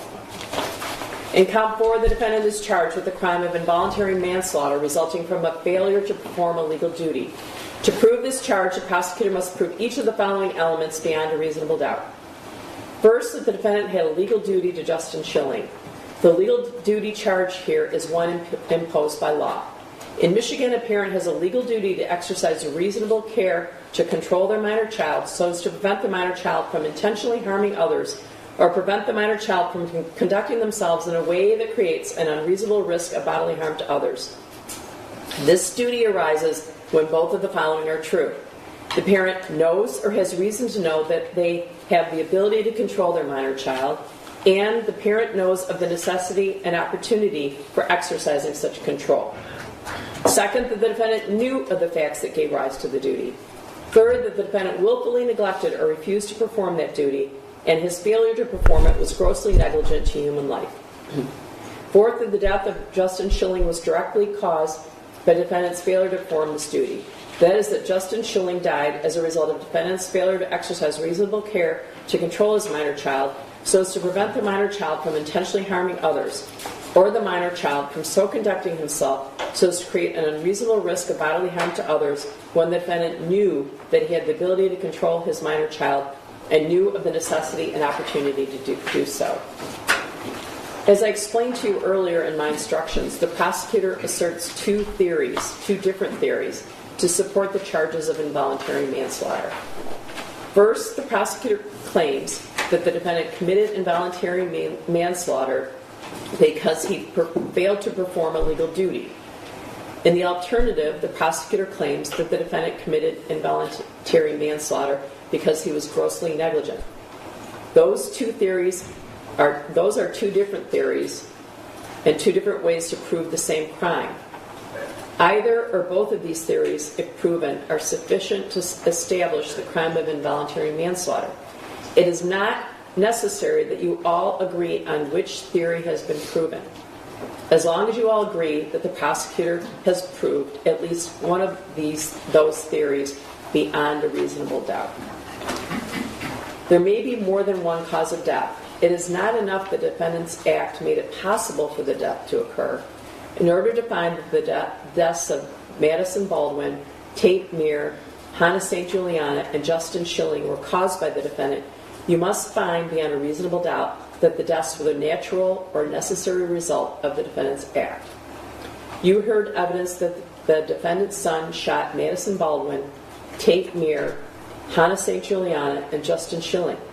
As previously noted, there may be more than one cause of death, and defendant's acts or inactions need not be the sole cause of harm. In order to find that the death of Madison Baldwin, Tate Meir, Hannah St. Juliana, and Justin Schilling was caused by the defendant, you must also find beyond a reasonable doubt that his son's act of shooting someone was reasonably foreseeable. Gross negligence means more than carelessness. It means willfully disregarding the results to others that might follow from an act or failure to act. In order to find that the defendant was grossly negligent, you must find each of the following three things beyond a reasonable doubt. First, that the defendant knew of the danger to another. That is, he knew there was a situation that required him to take ordinary care to avoid injuring another. Second, that the defendant could have avoided injuring another by using ordinary care. Third, that the defendant failed to use ordinary care to prevent injuring another when, to a reasonable person, it must have been apparent that the result was likely to be serious injury. I previously indicated to you that it was my order that the shooter's name not be used during the trial. When you go to the jury room, you'll be provided with a written copy of my jury instructions. You should first choose a foreperson. The foreperson should see to it that your discussions are carried on in a businesslike way and that everyone has a fair chance to be heard. During your deliberations, please turn off your cell phones or other communication equipment until we recess. A verdict in a criminal case must be unanimous. In order to return a verdict, it's necessary that each of you agrees on that verdict. In the jury room, you'll discuss the case amongst yourselves, but ultimately, each of you will have to make up your own mind. A verdict, it's your duty as jurors to talk to each other. All right. So my thought on how long this is gonna take, just my guess. I used to be the 2 hour, the 3 hour type of person all the time, around there, something like that, because I would think that it's just so obvious. I'm just gonna go out there and say I think 6 hours. That's so if I voted, I would say 5+ hours, but I'm gonna go with 6 hours. I don't think they're even gonna finish today. They'll go into tomorrow. At some point tomorrow, maybe they'll get a verdict.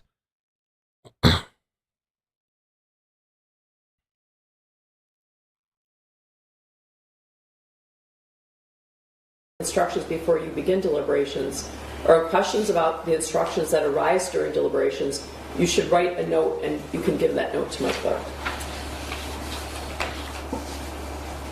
Possible penalty should not influence your decision. If you find the defendant guilty, it is my duty to fix the penalty within the limits provided by law. If you want to communicate with me while you're in the jury room, please have your foreperson write a note and give it to my clerk. It's not proper for you to talk directly with me, the lawyers, court officers, or other people involved in the case. As you discuss the case, you must not let anyone, even me, know how your voting stands. Therefore, until you return with a unanimous verdict, do not reveal this to anyone outside the jury room. We're going to send, you can take your notes with you, and we're going to send the exhibits in with you. I think some of them. All right. So we'll keep an eye on that. Most that should keep an eye. I bought this Prime energy drink to try it. Ice Pop Prime Energy. Ryan Garcia was talking about this. It says 200 milligrams of caffeine, which, I saw, I think there is some type of lawsuit. Honestly, when I went to the store, all the energy drinks had caffeine. I didn't look how much. There was one in particular I saw that had 225 milligrams of caffeine. So this is not the only product out there with energy drinks. The argument he was trying to make too, and I think maybe one of the lawsuits is that they're gearing this towards kids, but it also says 0 sugar, 300 milligrams of electrolytes, and it's vegan. I'm a vegan now, guys. So for the vegans out there, I hope you're happy. I'm drinking a vegan product. And it has all this ingredients in there. One of the ones that stands out, I like that they have L-theanine, sucralose. I think they could have had a better substitute. They could use stevia. They got taurine. They got this other thing called acesulfame potassium. I think that one's not good for you. I don't know what else. And then they have what Ryan says is cyanide, vitamin B12. Ryan said this shit got deadly cyanide in there. So they got B12 in there. And that's about it.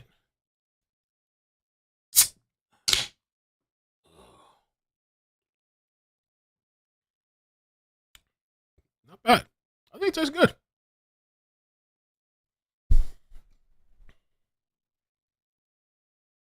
This stuff is definitely not for kids. I mean, they'd have to take out a lot of energy drinks, I guess. But even maybe teenagers probably drinking energy drinks. All that stuff could be dangerous for you. Drink responsibly. Not recommended for children under 18 years of age, or people sensitive to caffeine, or pregnant women, or women who are nursing.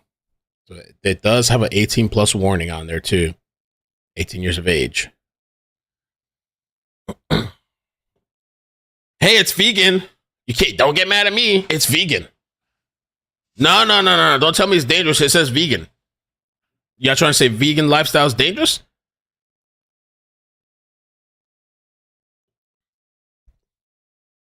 Don't get canceled. Don't F with the vegans.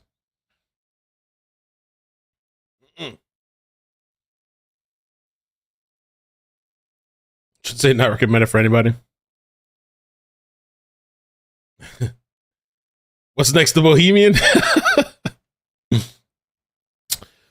We're going to do the story next. I wish I had more time to look things up, but I didn't, man.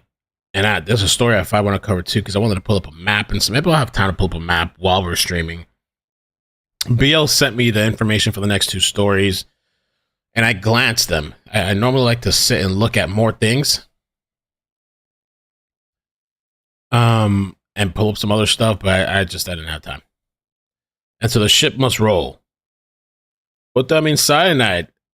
This guy named Ryan Garcia made claims alleging that the drink has cyanide, but he was confused because of the name of B12, the chemical. But I read somewhere that's somewhat of a derivative from it, but it's not actually poisonous. It's going to kill you. There was a stream we talked about yesterday on the second channel. You got to be watching the second channel. Subscribe to the second channel, IkidMelCC. I also sent out a email today. So if you want to be part of the email list, if you don't like Discord, everything's on there, but some people aren't on Discord. I made a mailing list.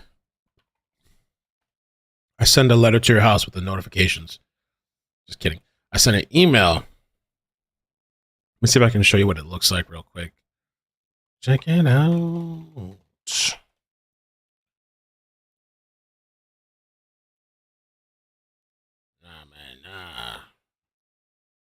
Nah, man. Here's the email. So I sent this out earlier. Okay, so if you're part of the Ikid Mail mailing list, today's lives are subject to change. We got James Crumbley. We're doing this one next now. College student Caleb Harris mysteriously disappears. 3 p.m. Eastern. And then we're doing at 5 p.m. Eastern, Riley Strain. Delta Chi fraternity trip gone bad. Got kicked out of a bar. We're going to dabble our feet into these stories, and then whenever there's an update, we can always come back and touch on them. I never check email. Damn. Never. It tastes pretty good. It's not bad, man. Ice pop. Oh, yeah. I can feel it. Oh. Hey, it's gluten-free too, though. It's vegan and it's it's even kosher. Hold up. They say this shit kosher. So they make it in a facility that's blessed by, I guess, a Jewish priest or something. It's kosher. Hey, that's just kosher, man. They just slap all kinds of labels on there. It's vegan, it's gluten-free, it's kosher. All right. Shalom.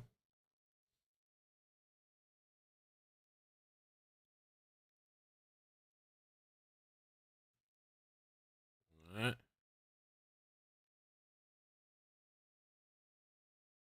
Why don't you do text messages like Emily Baker? Because it costs a lot of freaking money. And it even cost me to do the mailing thing, but the mailing thing's cheaper than text messages. And listen, Kat, you know how many people, well, not many people, a few people message me, why you want my email for? How many notifications you got sent out? What are you trying to do with my information? They send me all this kind of shit like, bro, it's just your email address. Like, I'm sending you notifications. Imagine me asking for people's numbers. And I don't, and that phone number thing, I heard that Emily used to use that. I think she actually just uses an app now. She has her own app and she sends out notifications. Text it, go look it up online, see how much texting messages cost. You'll send me money, Kathy? So you want me to do here, let me see. Text message service. You're going to have to send me a lot of money then, but if you want to send the money, text message service. Text message marketing. Bum, bum, bum, bum, bum. Let's see. This one don't even list the price here. Pricing. It's for 500 texts. That won't even cost you guys watching this live stream $29 per month. For 1,000 texts, $49 per month. Let's see. To send 5,000 texts is $200 per month. You want to send me a couple months worth? If you want to send me a couple months worth, we'll do it. 25,000 texts per month. 50,000 texts per month, $1,000. Imagine I actually get like 100,000 people subscribe, and it's going to be $1,000 a month. And they limit you 14 text words. Whatever that means.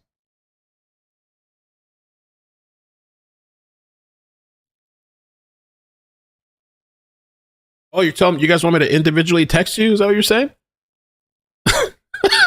Every live I have to sit down, message, text hundreds of people. That shit costs, man. A lot of this shit costs.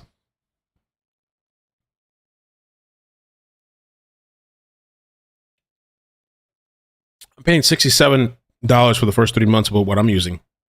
I'm actually going to lower it. Right now we have almost 700 people.